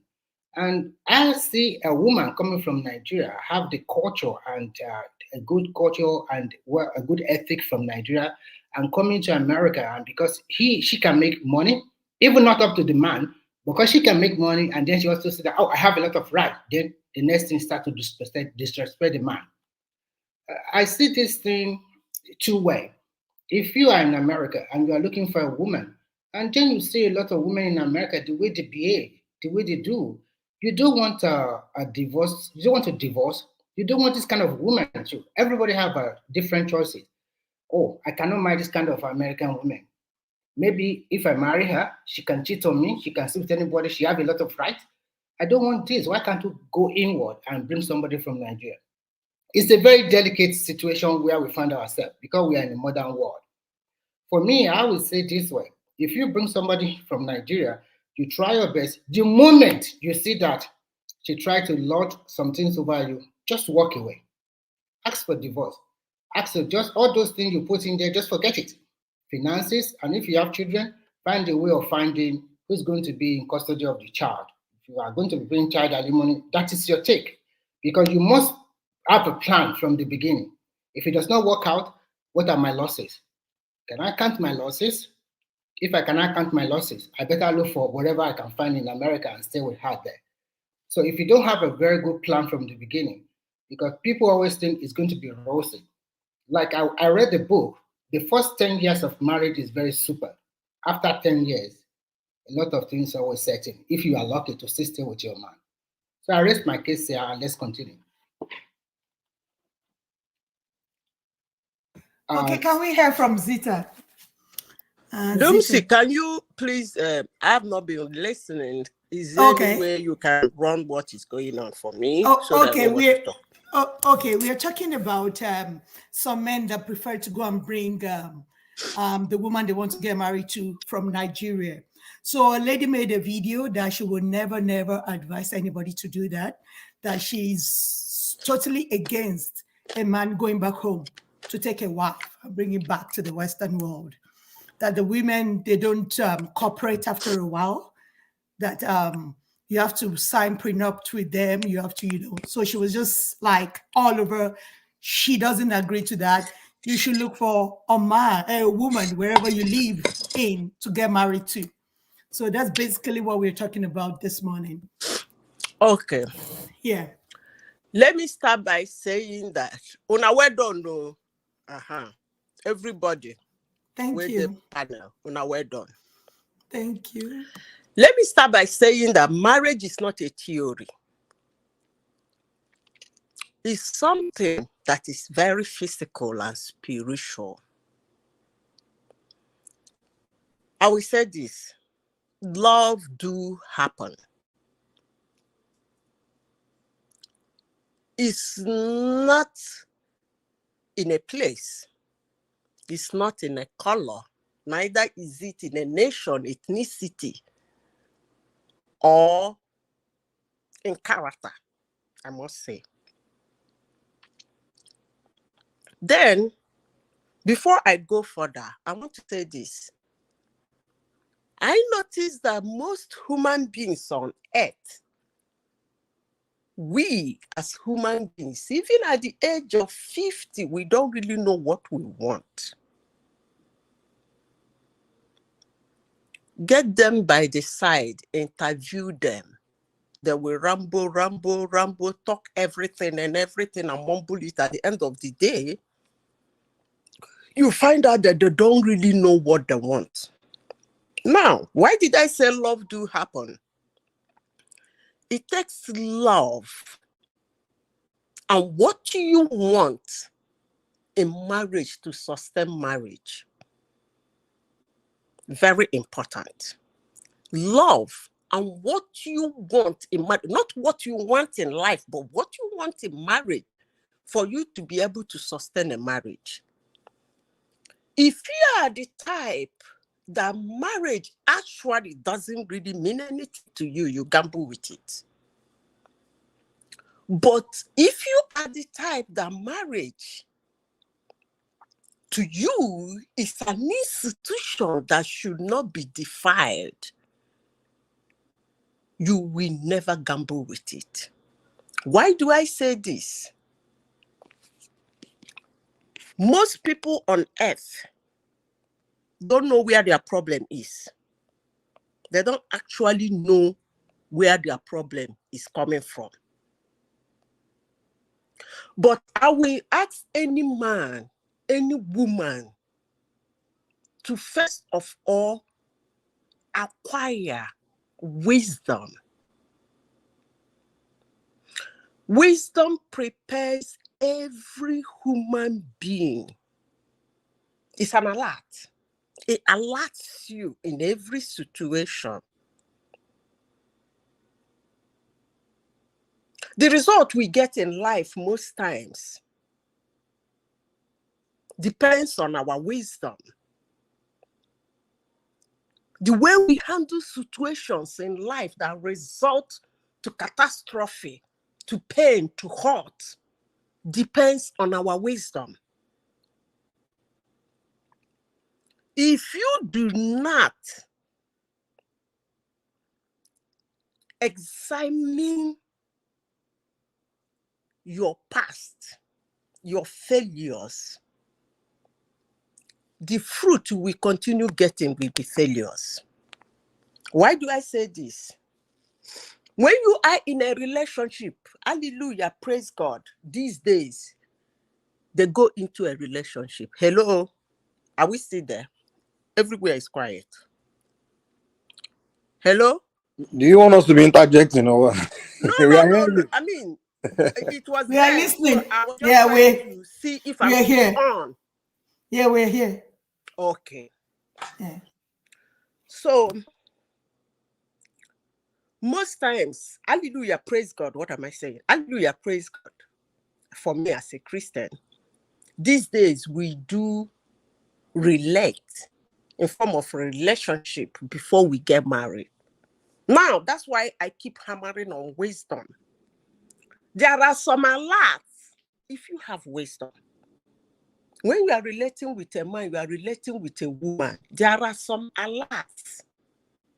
I will come to tradition, culture, traveling, clash of culture. I will come to that if I have time.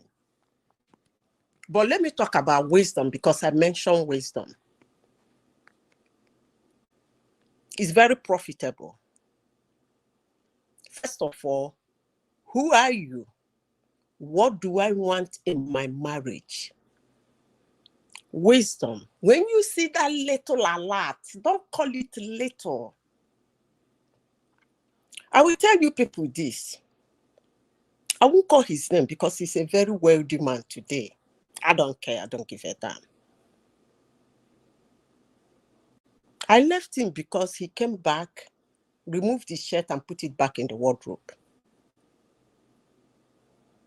To me, that was very disgusting. Sweating, you came back, remove your shirt, sweating, it's wet, you put it back in the wardrobe. It's a no-no for me.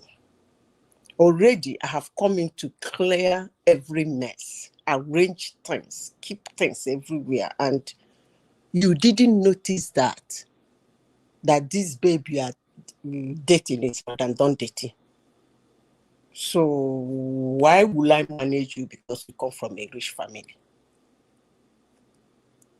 These things I read a lot. What do you want in marriage? Do you want peace of mind? You want to hold it as a secret institution, or you want to gamble with it? It's your choice. Then let's talk about the culture of bringing somebody or living in an environment where they have culture that benefit women. Some women might misuse it. Now, going to bring somebody from somewhere is like, to me, it's a hire. Am I doing a marriage of contract, or am I marrying somebody? To go, a man living in the United States, that's my opinion. Please don't get me wrong. First of all, I said love do happen. If you go to Nigeria or India or anywhere you come from and you see a woman, you date her, you like her, you come back to Canada, you come back to Australia, you keep the communication letter, you decide to go and marry her, fine. But getting up one day, you are in the United States and you got up one day and say, I'm going to Nigeria to look for a wife. I'm sorry, you are going to buy a market. To me, I don't know about others. Please, that's my opinion. And when you buy a packaged market, when you get home, you open it. What you see, you take. Now, back to the clash of culture, if I have time. Maybe you dated the girl, you people are good together while you went to Nigeria. You decide to bring her to where you reside, which is Australia, or maybe United States, or maybe Norway, Canada, wherever. These are places where they have laws and traditional culture that benefit women a lot. Get ready to find something in the middle. That's the only advice I would give to anybody.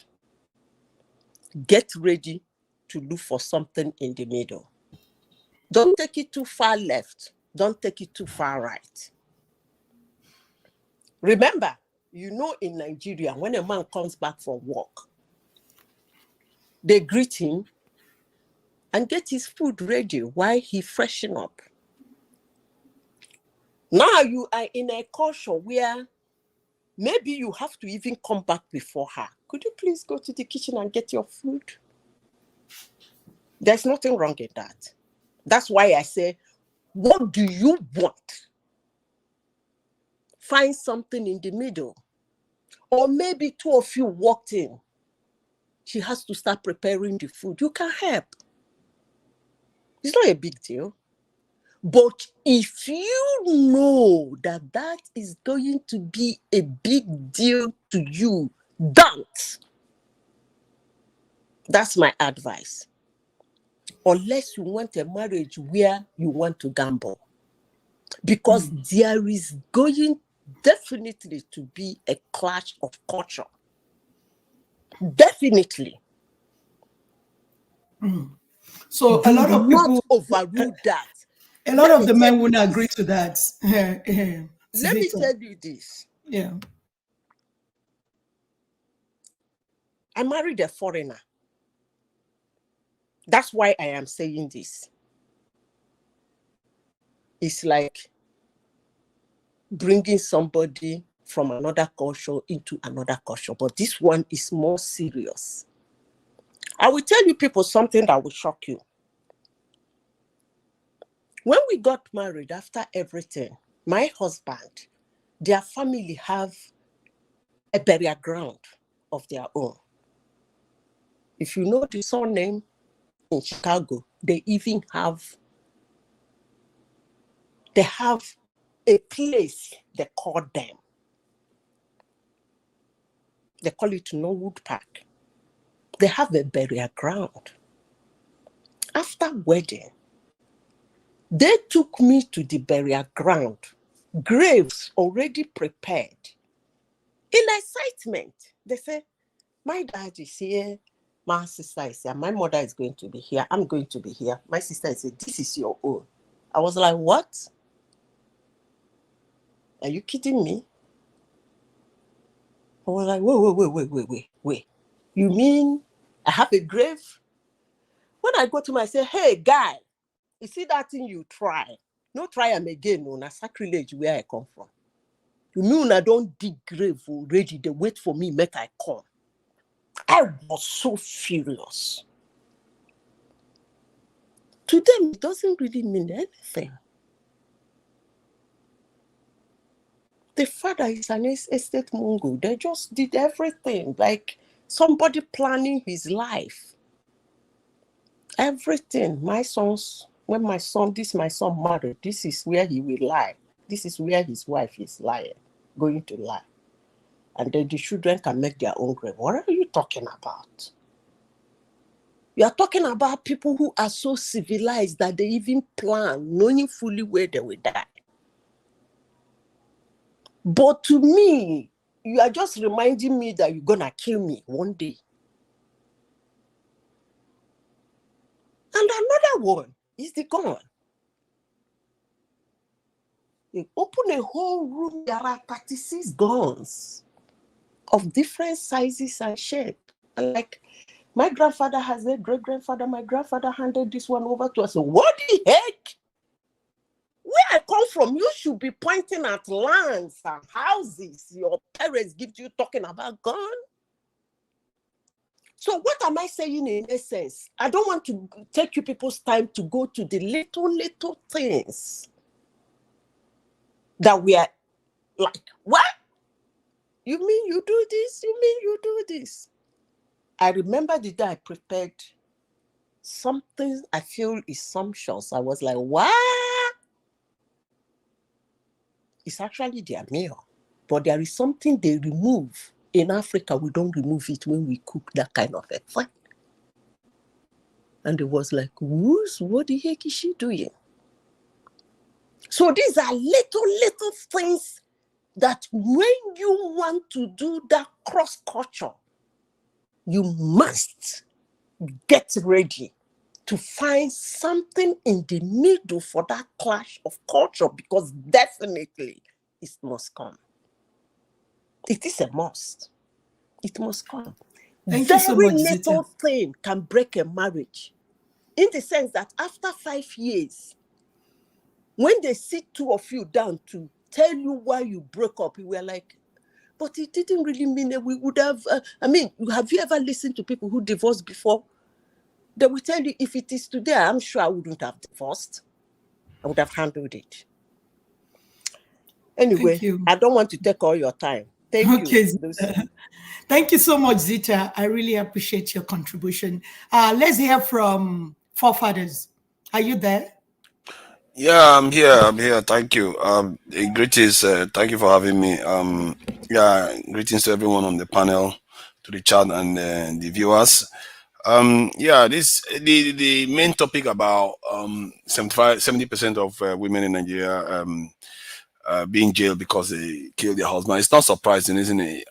If you think about it, most of crimes women commit, they are probably not going to go to jail for it. The only one that would be unforgivable in the context of Nigeria is when they kill the men, and that is understandable. So from that context, I think it shouldn't be seen as if women are just busy killing their husbands all over the place in Nigeria. It's just because they don't put them in prison for most of the crimes that they will put women in prison in other countries for.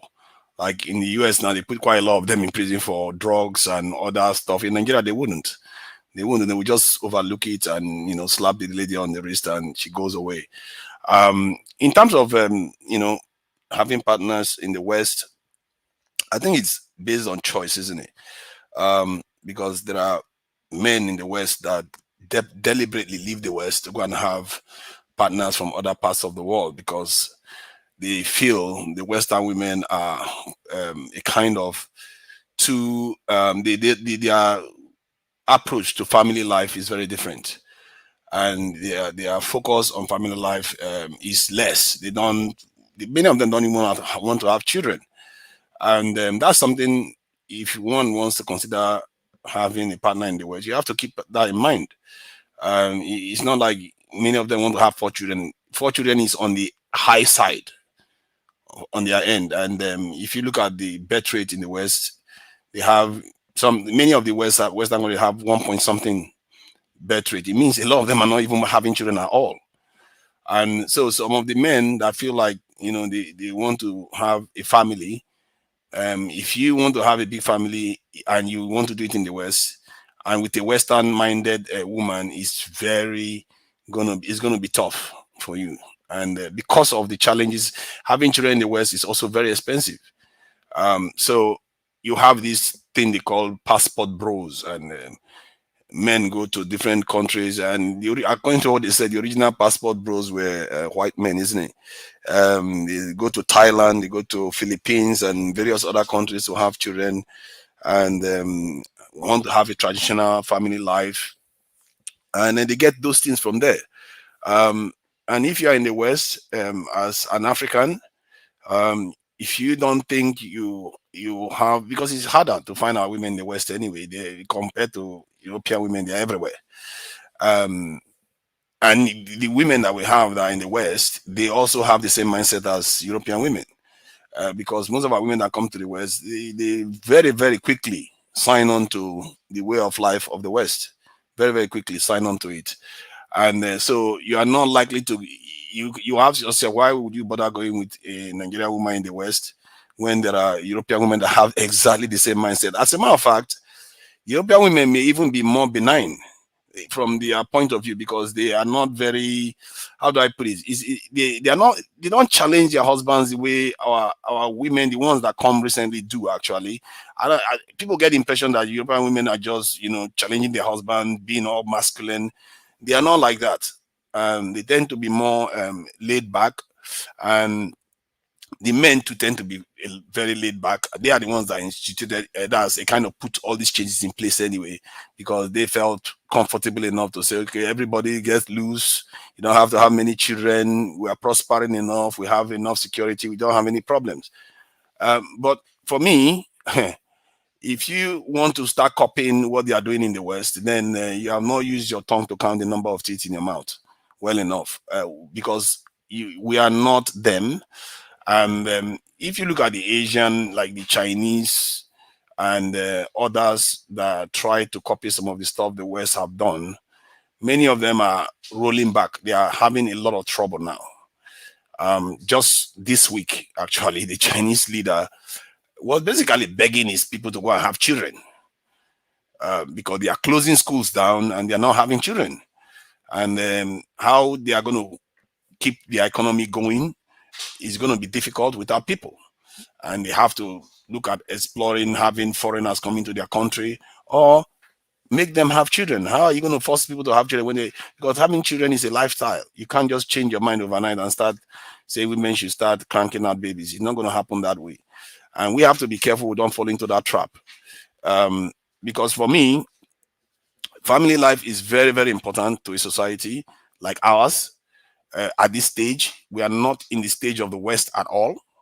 You can't behave as if you are one of them when you are not. It will damage you. It's like the child of a poor man and the child of a rich man walking outside to go and cause trouble in the public space. What do you think is going to happen? The child of a poor man is probably going to go to jail, while the rich man's child will just walk out with a slap on the wrist. And this is why we have to know our own place and understand what is actually good for us. I believe our societies have to be a little bit more conservative, put emphasis on families. We don't have all the instruments to cater to family breakups as the West does. We don't have the instruments to cater to the decline in population. If anything, we need more because India has as much people as the entire Africa, but their landmass is 12 times smaller. So for me, always like to look at things on a kind of a macro level. There's a level of regional and continental levels, and the way we behave, because those things tend to have more impact. You can have argument with your husband and wife, and you have kind of social misalignments where you have couples not getting on, and you see divorce rate increasing. If you don't study what is happening on the macro level, you will just be arguing amongst yourself, and the consequences will keep flowing, and we will not know where the source of the problem is coming from. And hence why, if I was an African leader today, I would be encouraging them, you have to maintain the family structure, because that's the greatest invention that ever came out of Africa. And it formed one of the bases for almost all civilizations that you have today. And we have to preserve it for longer before we start loosening it. It doesn't mean that women don't have rights. I don't understand where this idea that women never had rights. I grew up in Africa and I saw a lot of very powerful women. From Ransom Kuti, I've seen women in the 60s, and now in the 60s, 70s, 80s, they were smoking, they were having multiple husbands in Nigeria. And I don't understand. People say this is multiple husbands in Nigeria. Yeah, I've seen it. That's after one husband, another husband. Women in Nigeria. No. You say multiple husband, meaning come on, man, stop twisting your words. Not multiple husbands. You can't say after one husband. What you said was multiple husband, meaning having more than one husband at a time. That's what I mean. That's not what I mean. I meant, okay, if that's a mistake now, then I'm trying to say that they had divorces. So in other words, it's not like we're not separating and women are not moving on, and they were breadwinners. We've seen them in Nigeria and in Africa. It's happened before. And forefathers, the choice to have a child is not particular to Western women. Anybody can make that choice. I might be an African woman. I don't feel like having children. That should be my own choice. Don't force anything on anybody. A lot of women out there wants to have children. Let them go ahead. But somebody that says, I'm an African woman, I don't feel like giving birth to a child, please do not let us start castigating that kind of a person. So let's move on, because I will soon close the show. Let's move on to I'm not finished now. You are not happy with what I'm saying. Yeah, you want to shut me down. Other people spoke for a while now. Oh, no. Okay.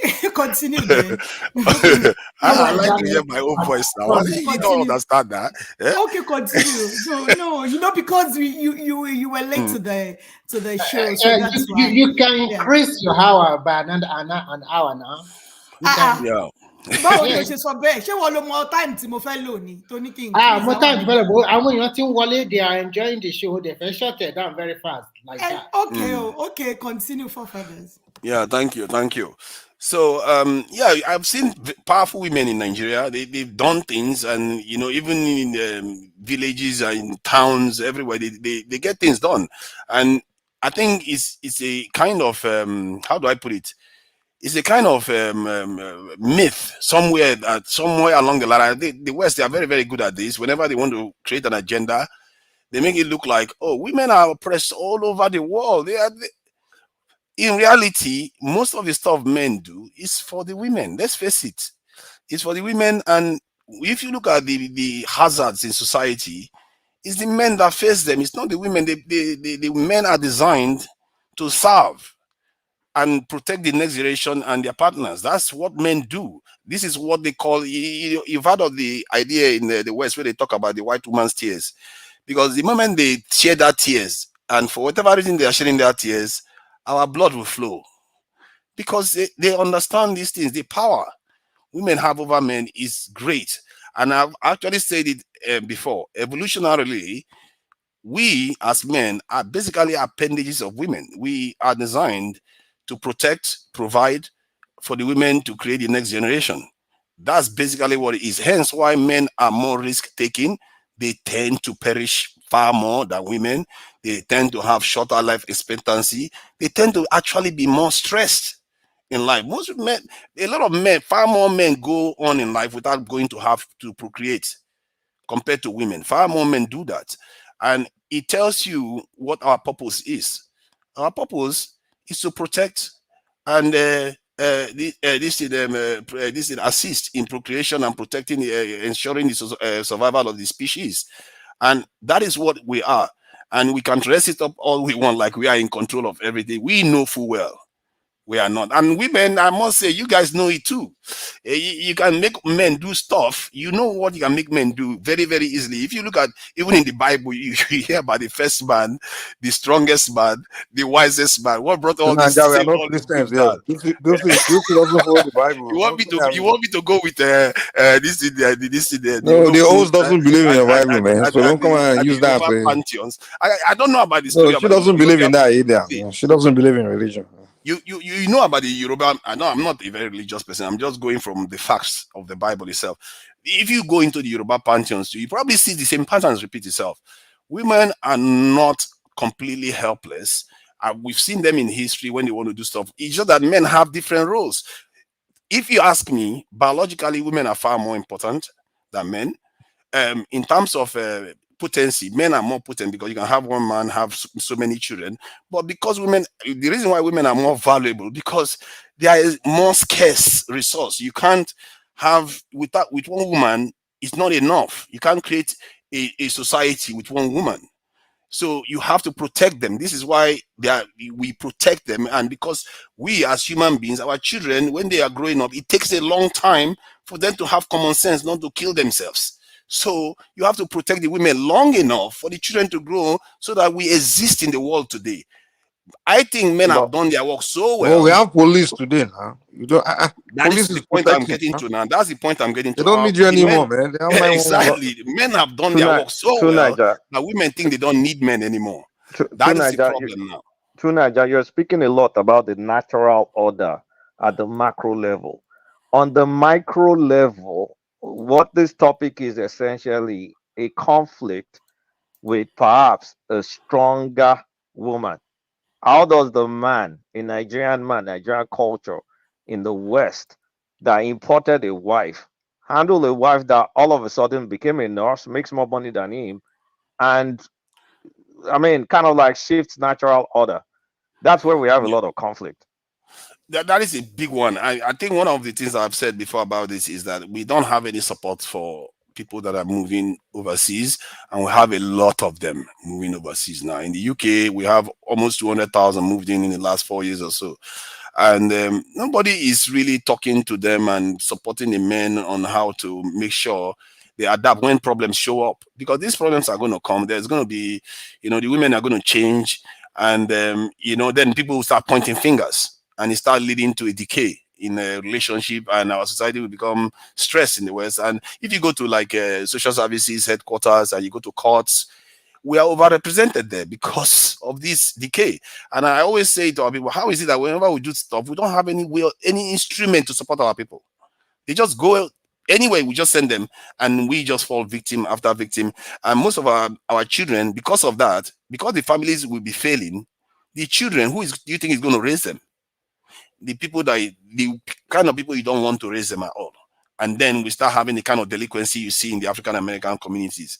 This is the pattern that we should be thinking about, and the dynamics between the men. If as an individual man, I will encourage you that if you see that kind of stuff, I believe there's one universal approach in life, really, even in Nigeria or any society you're in.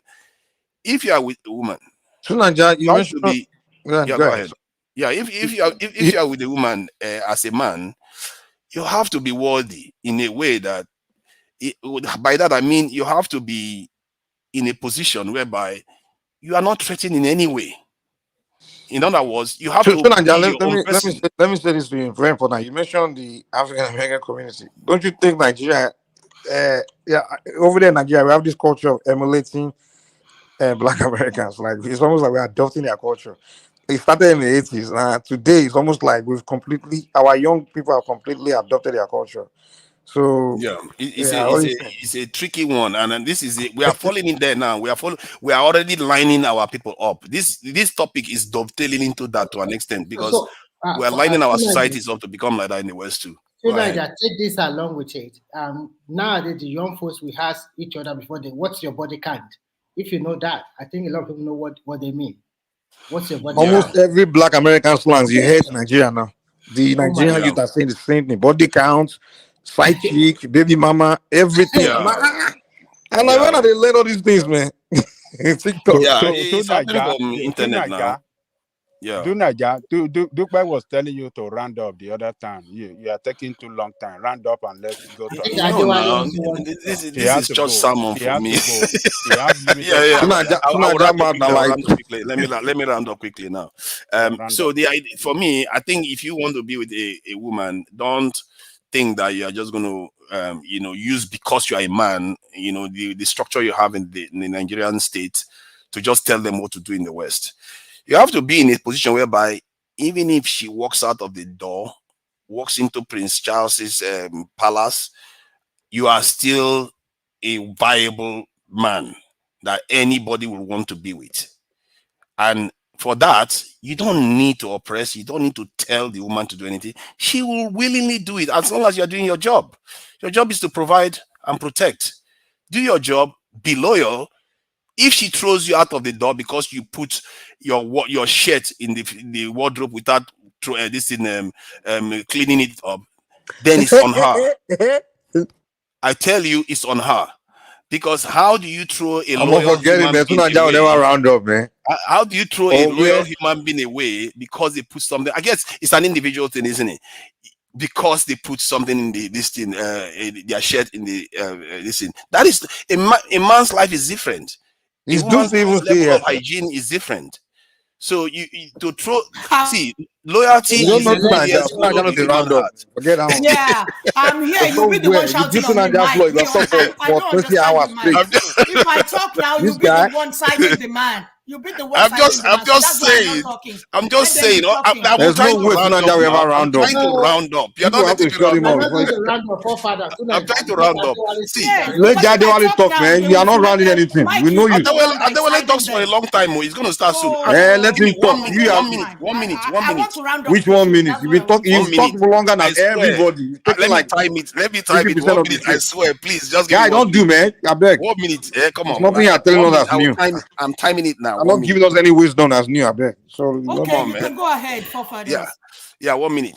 So I don't think I believe that loyalty is the holiest good of the human heart, and when people dump partners for reasons that are a little bit superficial, we have to be careful about what we are doing, especially if there's a family involved, like children and all the rest of it. And I think that our men, if you are going to bring women to the West, you definitely have to be ready to accept what comes with it, and don't try to act as if just because you are the man they have to listen to you. I really don't subscribe to that. Loyalty has to be willingly given, respect has to be willingly given. Otherwise it's not respect.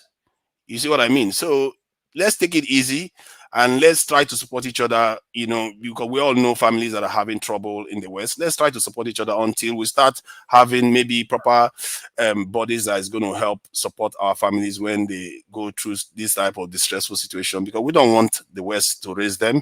If they do, then we are on the pipeline to becoming like we start experiencing the ills that the African Americans experience that they are trying to shake off till date. Thank you So very much. to Niger. I appreciate your contribution. So I'm not talking much. I'm not enjoying this show today because some people are just toxic. I love to come here to air my view. I'm a confident woman. Nobody can pull me down.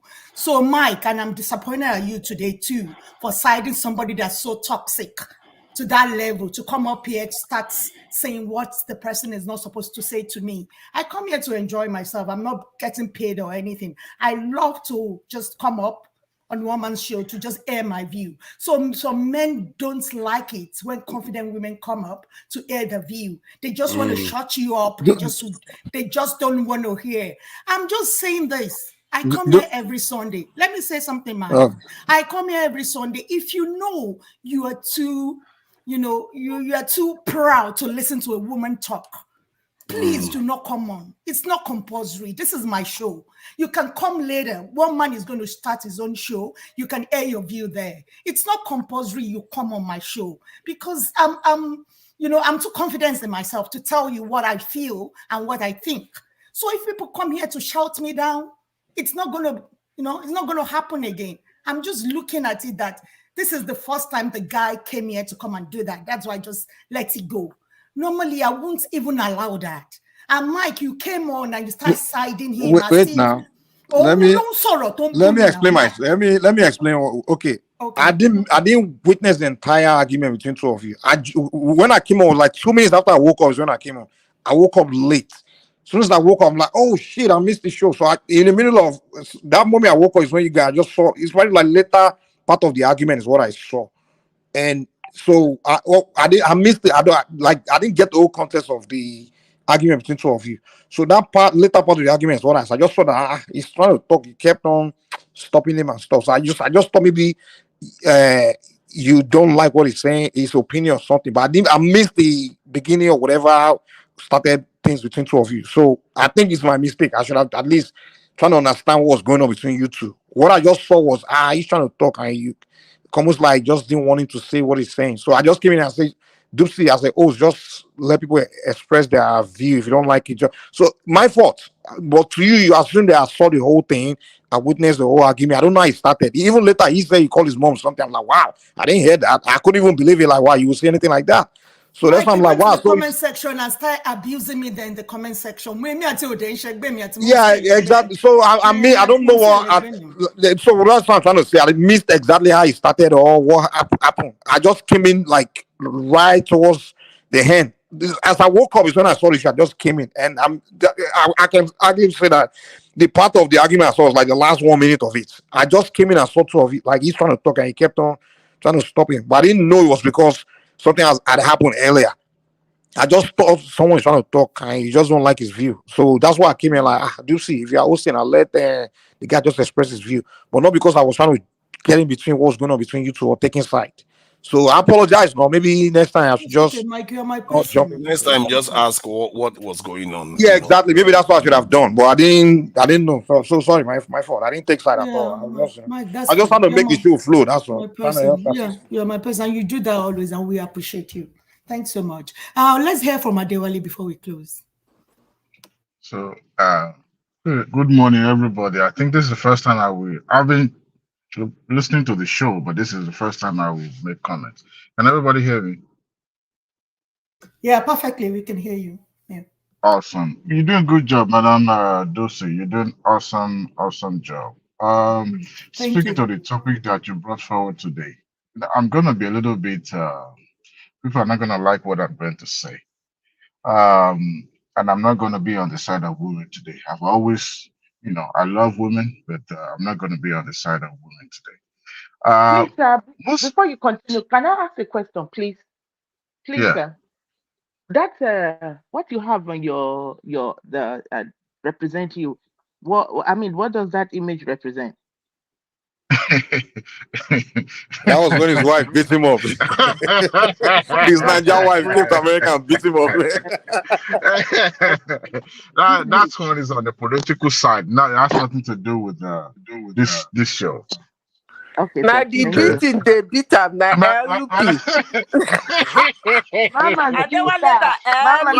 LP. We are both living we both live in H Town. So and I put it in the comment section that I'm coming to your house to eat turkey for Thanksgiving. So don't be surprised to see me at your doorstep, Madam Rosie. So you're always welcome. Thank you. Human being tends to change. And I've noticed that in a marriage, women tend to change the most. Have you ever wondered, during courtship or dating or whatever process, everything goes smoothly, no fight, no argument. But the moment the marriage comes in, and a decade after, the entire marriage started going south. Have you ever wondered? In a marriage that's been established that women is the one that tend to change the most. And what is it? To get unsatisfied after marriage? I don't know if this has to do with,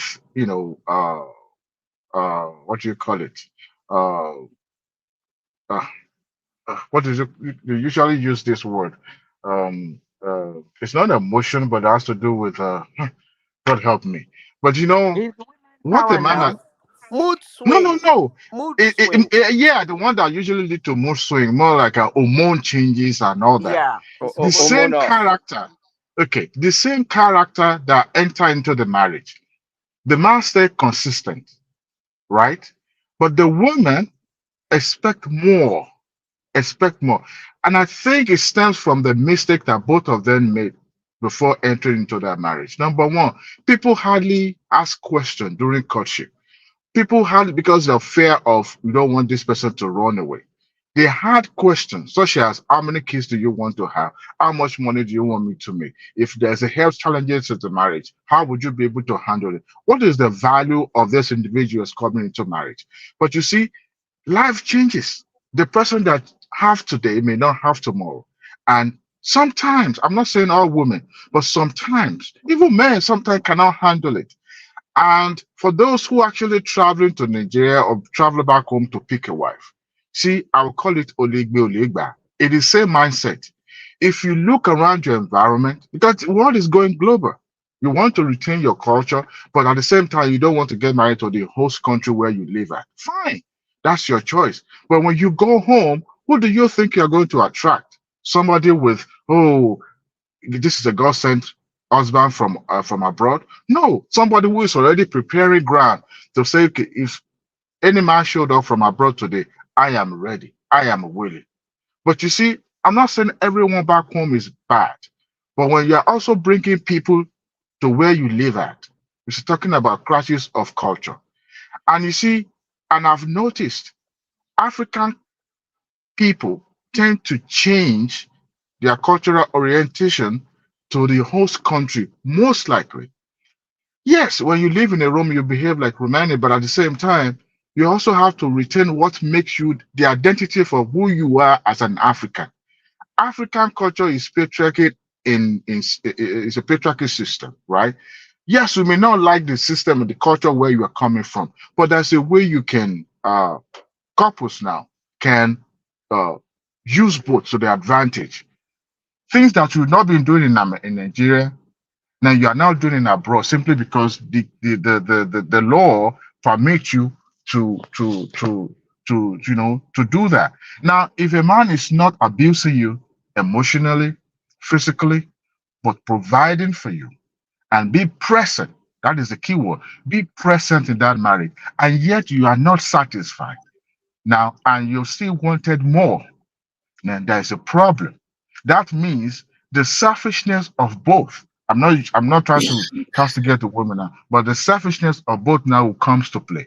And if a man goes to Nigeria to pick a woman simply because of the economic advantage that is she is bringing to the table, for example, being a nurse and all that, that means the man has a greedy mindset. So also is the woman that is willingly stepping into marriage, knowing fully well that this is what this man wanted me for. So when a woman comes from abroad, I mean, come from his native or her native country, but then tends to change to the foreign culture simply because that is what you know. I don't. African culture is still acceptable in America. It's just that you can't have multiple wives. Okay, but you see, we have a culture that is okay. I've seen family in America that are doing what I witnessed. The moment they start having kids, their marriage started going south because those children now replace the position of the husband, which shouldn't be in the first place. And at the end of the day, things are happening. They're calling police on each other, which is These are which is this, which is no, which is more like an abomination in Nigeria. Hardly you see, except if the man is abusing you physically and emotionally. because emotional one is the one that is hard to have evidence. But Okay, when it Diwali, comes to physical abuse, people can say.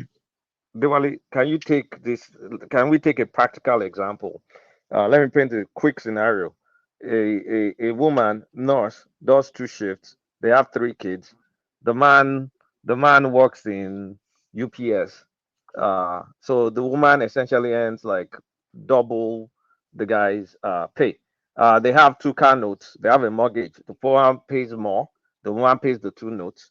And at the same time, the man is demanding that she prepares this special egusi soup that he insists on eating every time. But the woman practically has no time. She's pulling her weight. She's pulling more than her weight. And then there's a conflict. So what takes precedence? The African culture or the practical situation of living abroad? Thank you, Kulata. That's what I said earlier. That is Olegbe Olegba. Except you are not a human being. You expect somebody who has been busting behind all day to start doing things that you yourself could as well do. I don't see the reason why we cannot match both cultures together as long as able to promote family value. Can You I, see, it will be Adewale, wrong for the man. Adewale? Yeah, let me just land at this Okay. like I said angle. It will be wrong of a man to make such demand, knowing fully well that your partner, your wife, is pulling our weight even more than you do, and expect her to still do some of this. I don't, like you said earlier, I don't see reason why the man cannot wash a plate in the house. I don't see reason why in abroad. Even back home, people do. My brother's does. All right. But I don't see reason why we cannot match both culture to promote family value. It will be wrong of that man to expect that woman to be kneeling down, bringing home his shower, doing such things that he could easily do as a human being, not just husband. Expecting that same woman that has been sweating like him all day. Go ahead, Madam Sita. I actually wanted to answer Kulata's question. The question he asked you is not a scenario as long as I'm concerned. Time. When you talk about time doesn't create us, we create time.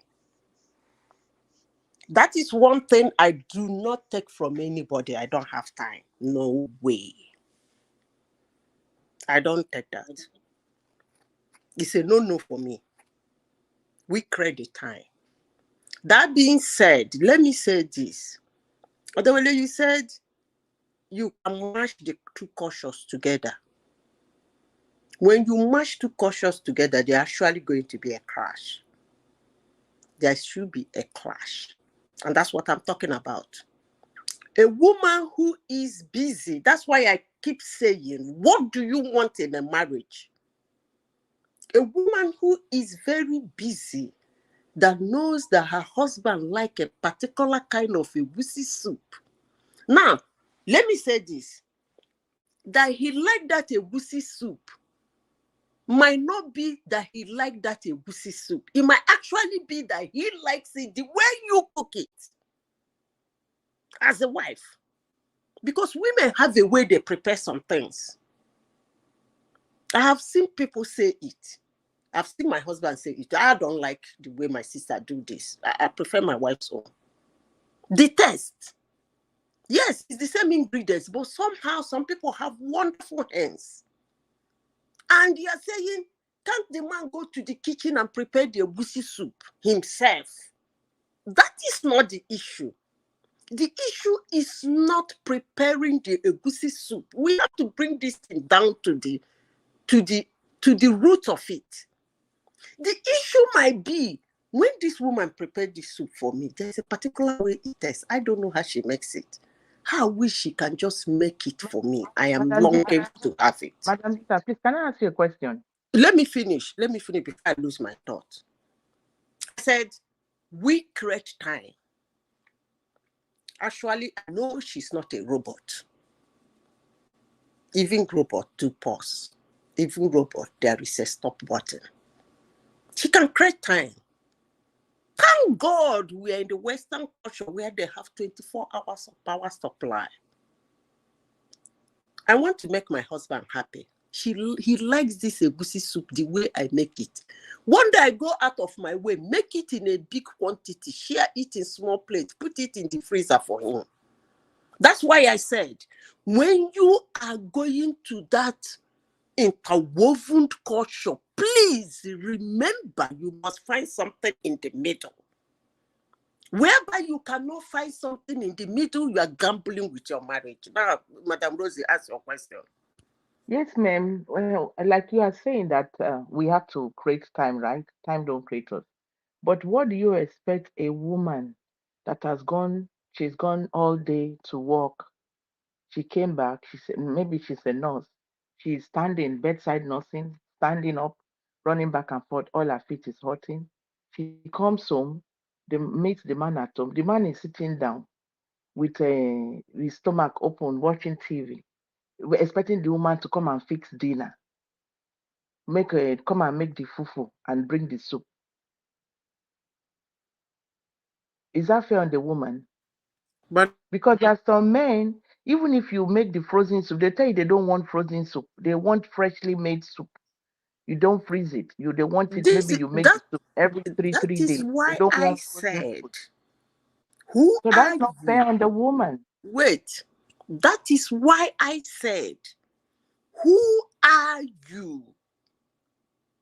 When I made my statement, I said, who are you? Number one, what do you want in a marriage?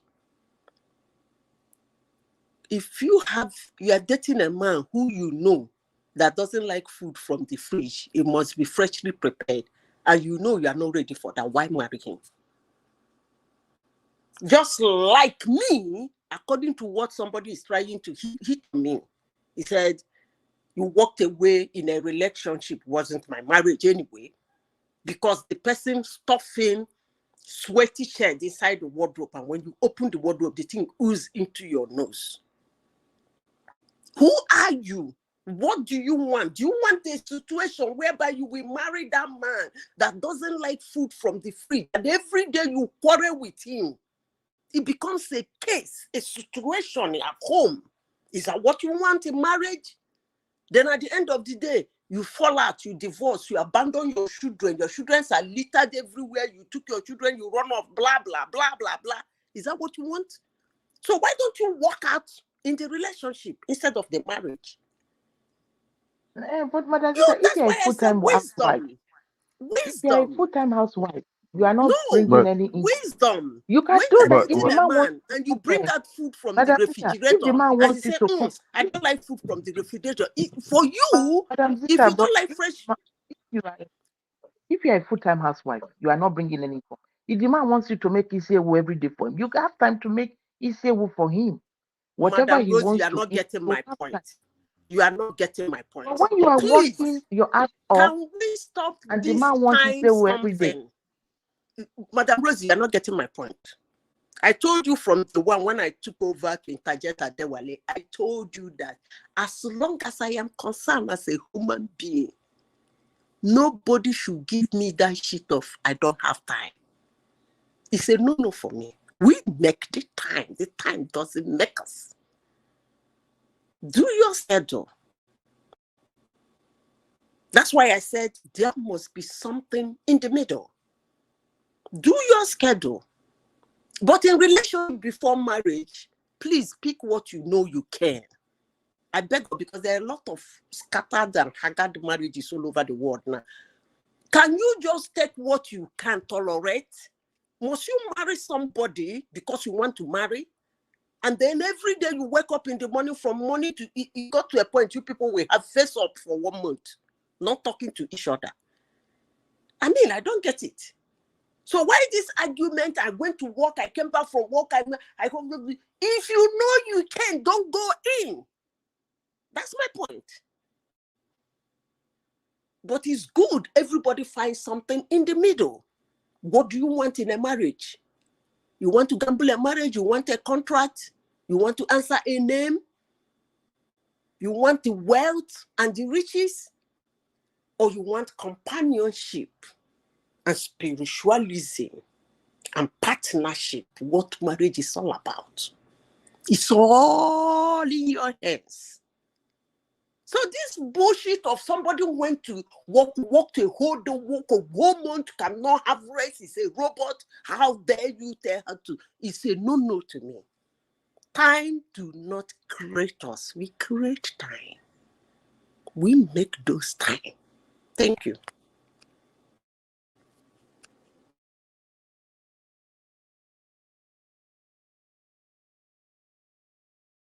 Diwali. Where's Diwali? Oh, he dropped. Hello. So, is there anybody that wants to talk again?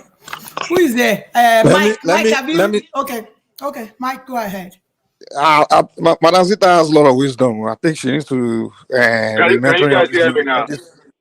all these young ladies, younger Can you women. guys hear me? This is what. Yeah, we can hear you, but let me line real quick.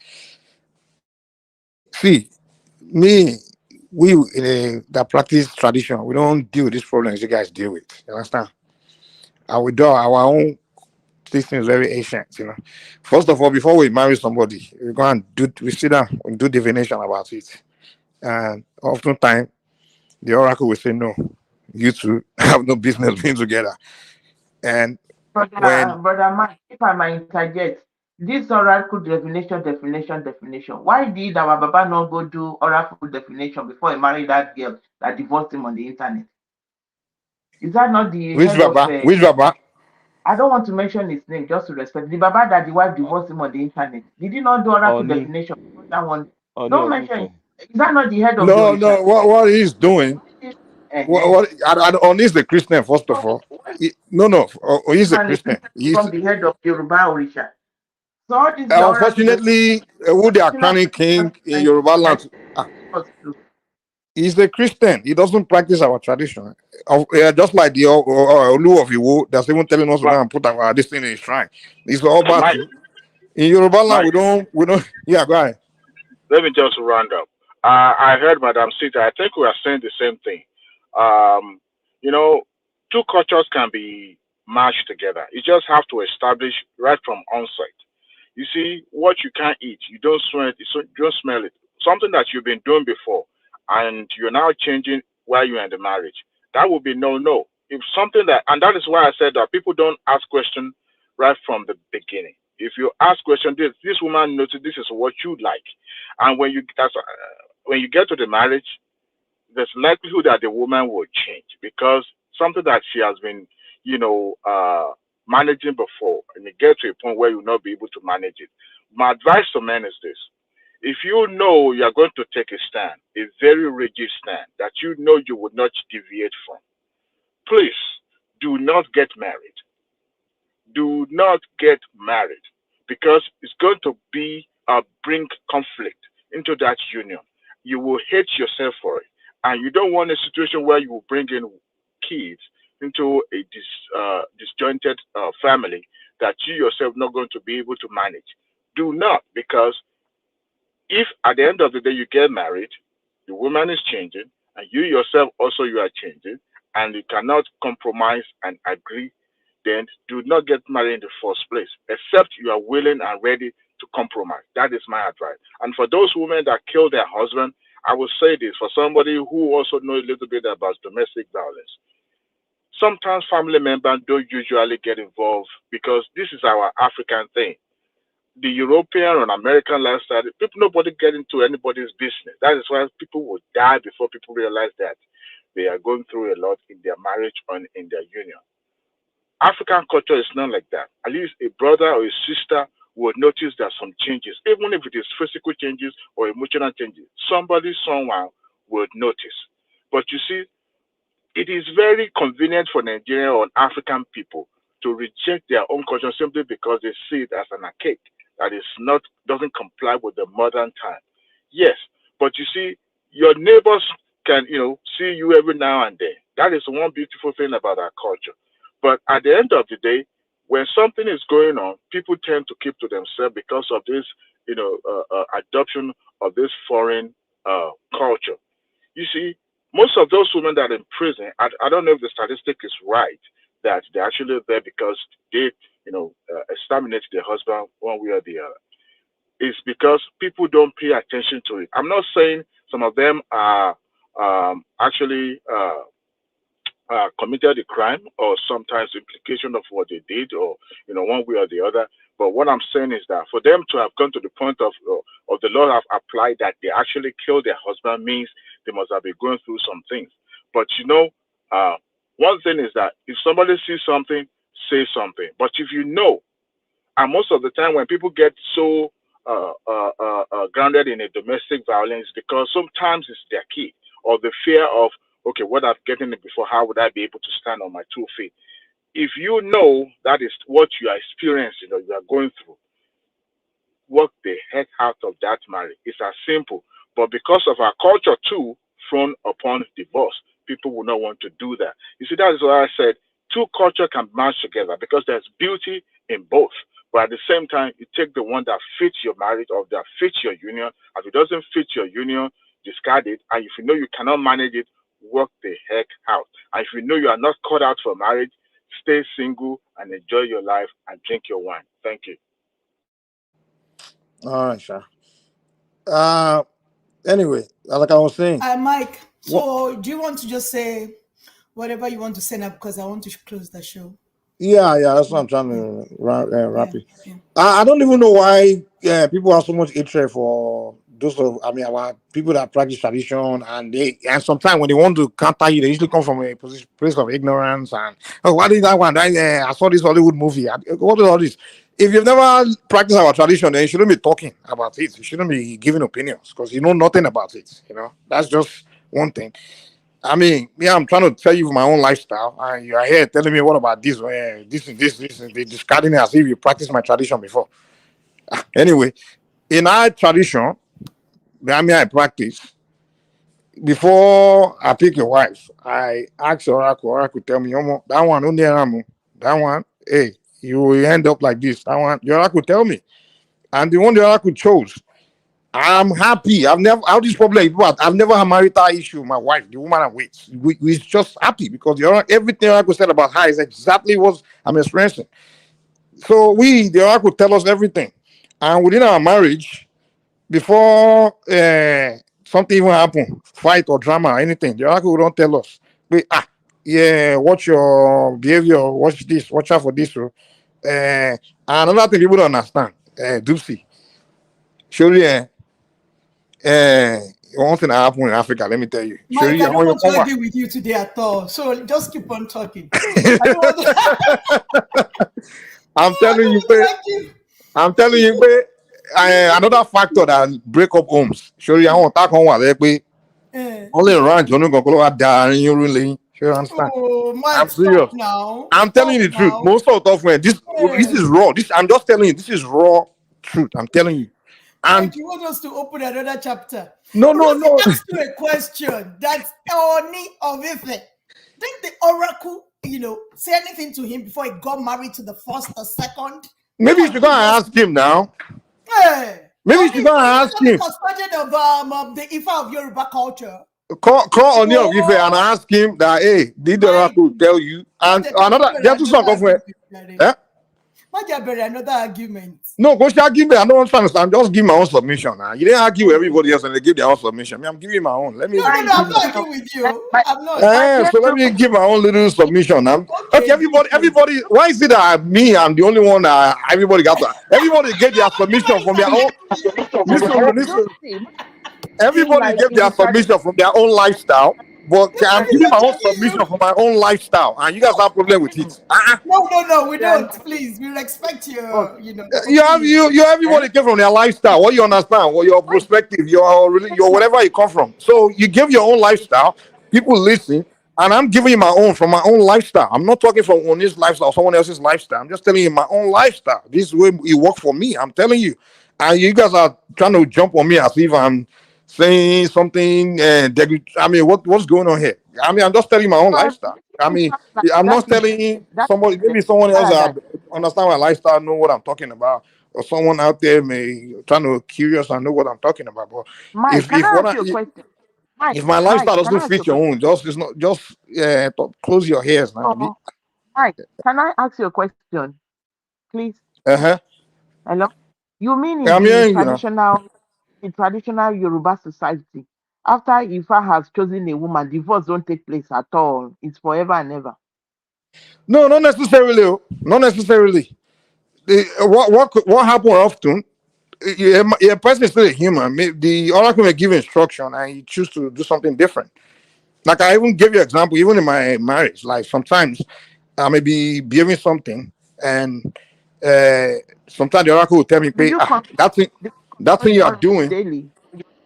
No, Do you consult the I oracle daily? do. We know we do something. That's why you should go and understand it. Our tradition. We do something called ose, which is every 4 days we do ose, and whenever there's a problem, the oracle will give you a sign that there's a problem. It's either even if your behavior you are Tobias will tell you what, and then the oracle will give you a sign like, okay, there's something he wants to discuss with you, and then you go and consult, and the oracle often will tell you that in your marriage, the way you are treating your wife, or if your wife is doing shino, the oracle will tell you your wife is doing shino. If your husband is doing shino, the oracle will tell the woman your husband is doing shino. So the oracle will snitch. You understand? Or if you are treating each other bad, the oracle will tell you. So the oracle Like, fixes. what we're going to do is that we're going to make this your religion a topic. Maybe next week. You should let me know whenever you're ready. Because I have a lot of objection to your religion. So whenever you're ready to Yeah, because Mike is making this shit like easy ultimate. Mike is making it feel like easy ultimate. There is no I'm issue. not Once saying you anything is the ultimate too. I'm just telling, I'm yeah, expressing my lifestyle. Yeah, yeah. I don't know what. can I Why ask you you're not behaving like the Christians? Ìgbéraga-pọ̀ fáwọn You better Christians. get for you. Ìgbéraga-pọ̀. Mike, Can no, I ask Mike, anybody? Can I ask people on the platform a question? Ìgbéraga-pọ̀ ìpọ̀jù ti lọ, Rosie. Okay, correct. go So ahead. do Go ahead. me. I want Yeah. to ask a question to everybody in that platform. How do you feel when, sometimes it's easy for us to say all these things? I am busy. I have worked a long time. I'm so tired. I still have floor now, madam. Let me finish. Madam, I have floor for 1 hour. I mean, it's not from my own floor. You guys already. Just a question. How do you feel? Is it a question for me? No, general question for everybody. But I have floor now. Now she wants to close the show. I mean, I'm trying to. Okay, go ahead. Go ahead. When a loved one tells you they don't have time for you, how do you feel? Whether you are a woman or a man, you want a loved one's attention, and he says, I'm busy, I don't have time. That love is wandering away. Ask yourself, how would I feel? That is common to the women, though. That is very common to the women. This is where me I will take that one. This is where me I will take that one. In this life, surely, yeah, you're about in this life, you can't depend depend your happiness on another human being, whether it's husband or anyone. You have to understand in this life. Yeah. Not the question I'm asking. It's not Mike, depending. what you are saying No, I'm trying to answer something. The fact of the matter is this: you can't rely that you are going into marriage or going into friendship or relationship or anything and depend that you have this thing is your it's a right or something. It's someone is obligated to always give you this thing or that thing or this. You always have to have time. The person always have to have time. The person always have to pleasure you. You always have to please you. The person you got to establish that this is not something that's a right. It may come a time where this thing may not be there. Can I live my life without it? It may come a time where this woman or this man may not give me this same thing that I expect. Will I be able to live with it?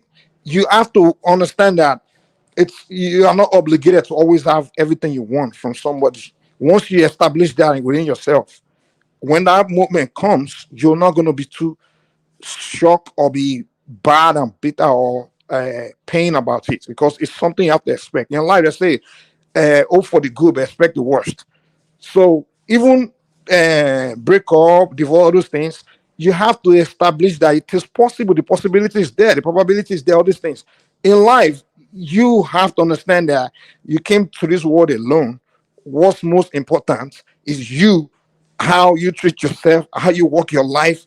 Every other thing is just the thing of this world. You are just a spirit being having a human experience. Anything can come. So be prepared for it. And when it Mike, you're comes, talking like a Christian now. You're talking like a Christian now. no, Like no, you I'm don't speaking actually, I'm believe speaking tradition. in Tradition tells you, let me tell you what tradition say. You Let's came to do this depend world to on fulfill a destiny, and yeah. the oracle can guide you through your destiny. That's what it is. The oracle guide you through your destiny. You came to this world to fulfill to fulfill your destiny, and the oracle guide you through your destiny. So anything along the way, you need to work with the oracle to assist you. Like, okay, this thing along your way in life, it's not good for you. This is bad for you. This is bad for you. This is this for you. That. So we work with the oracle to assist us to have a vital life. You understand? Good life. That's why I gave you. We don't do anything without even the job. If I accept the job, I have to ask the oracle. He would tell me, "Oh, Isha, no, it's not for you. This is for you." And there's no job that the oracle asked me to take that I didn't enjoy myself. Even business I'm doing, I enjoy doing it. The ones that I've asked people that come to me where to be my own brother. You say, guy, oracle say don't do that job. You go take the job. At the end of the day, we'll be frustrated. My sister, she wants to do nursing. It's not for her. She was the frustrated no. Now she's no longer doing nursing. She's doing real estate. The oracle already told, I mean, you won't share or no any yet. That stuff doesn't match your destiny. But no, all the women are doing nothing. Means I'm going to do nothing. People, yeah, there are things in life you do that wasn't meant for you. There are people you marry or get into, they were never meant for you. No, even they don't, it's not their behavior or anything that's causing your unhappiness. You were never meant to be together. You were never meant to be together. It's Mike, not your let's mind. bring this topic on next week. Oh, let me start going. I have loads of things to Yes, do. so Dupsy baby, I Let's bring concur it with on. you. Yeah, I let me agree. bring it. Yeah, Rosie and Mike. They will be my co-host for next week. So Christian, Wonderful. Rosie will be representing the Christian people, and Mike will be representing the traditionalists. So it's gonna be an interesting one because you only by Mike argue, Mike lagidi. Gbogbo nǹkan tó sọ yẹn mi agree Ah, pẹ̀lú ẹ̀, but Mike Agidi lagidi wọ́n veteran. láì ti pọ̀ jù. Agidi veteran. Madam Sister has the entire panel question. Mike took Yes. the Okay, you want entire to 10, answer? 20 Okay. minutes. Okay, I didn't want to I go ahead. mean, it's just, it's both ways for men and the women. But what the question Sorry, that I they will make that comment, and then because Dupsy only really committed to 2 hours, and it's going on 3 hours now, and I know she's been trying to shut it down for a while. So make that comment, and then Dupsy starts to round up. okay, like I said, it's both women, men and women. But what I notice most is that when the equation of kids come into the marriage, it changed the dynamic, and most likely the woman will not have enough time to devote to that man, and the man doesn't see it from that perspective. So that brings more demand of attention seeking from the partner, and when it's not forthcoming, there will be clashes, there will be disagreement, argument to the point that it will even degenerates to starving of sex. So and it could snowball into a lot bigger stuff. So attention is good, but when kids comes in, that changes the dynamic completely. Thank you so much. I think I'm muted again. Okay. Thanks so much. I really appreciate each and every one of you today. I want to say thank you to the people that gave us super chats. One man, if you can bring it one after the other. Okay, Chioma. Oh, I love Dupsy, baby. I love you right back, Chioma. So you should be my co-host. One man has suggested that. So you should think about it, Chioma. Thanks so much for your love. I appreciate you so much, my darling. God bless you. Ayo, my brother Amiolowo. Thank you so much for supporting always. I appreciate that. Thank you so much. Olatubosun Oshuleti. Thank you. I appreciate that. Thanks so much.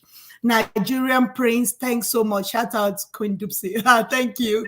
Thank you so much. Thank you, Nigerian Prince, for coming to support. Loye State, thank you so much, sir, for always coming to support Dupsy, baby. Thank you so much, sir. God bless you. Prince Daddy. How come Prince Daddy doesn't come up? Now, wow, you know I love your voice. Prince Daddy, please try and make it next week. I'll be expecting you in the studio. Mr. Alexandra Gomez, thank you so much, sir, the chairman of the platform. Eshe Goni, sir. Thank you so much for supporting. Thank you so much for coming. Guys, so please, one thing I want to ask you, that I want to filter the people that comes into the studio. I don't have the patience for some people. So it would be better that I have the control of the people I bring on. Mike too doesn't have patience, but me and Mike, we understand each other. So I love Mike. I appreciate Mike. I want Mike to come on every day. But it's not everybody that I can tolerate as the way I would tolerate Mike.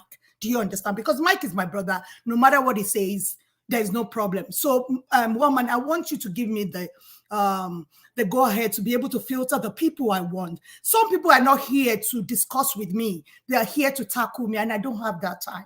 I'm here to hear my view, to just have fun with people like Zita, Princess Rosie, Chioma, those like-minded people. Those are the people I want to. Sometimes we won't be on the same side. We argue it out, just like me and Baba Jale Koko. We are not always on the same side, but we argue it out. We have fun. I don't want somebody that is toxic that will be abusing me in the comments. I don't have that patient. I will abuse you back. I'm not one man. One woman is an Englishman. Me, I'm a proper Yoruba man. If you, Yoruba woman, if you abuse me, I will abuse you right back. Yeah. If you abuse me, Mike, I will abuse you right back. I don't have that chill. So please, I want to filter the people that will be coming in. You people can join one man. Of course, you join him every day, but this is just once a week. So please, if you don't have my patient, I won't have your patient anymore. Two, it's only Mike. I've told you now, it's only Mike. We understand each other. It's only Mike that I can tolerate. So please, I love people like Kulata. Kulata, you know you're my man. So Kulata or Adewale, all those gentlemen, yes, they are welcome. But if you know your blood is hot like mine, we won't be able to communicate. So please don't bother to come. Just listen in the background. So that's it. I love you guys. I appreciate this. This is a beautiful session. We all learned something. Thank you so much all for coming. I love you and I appreciate you all. God bless you. See you next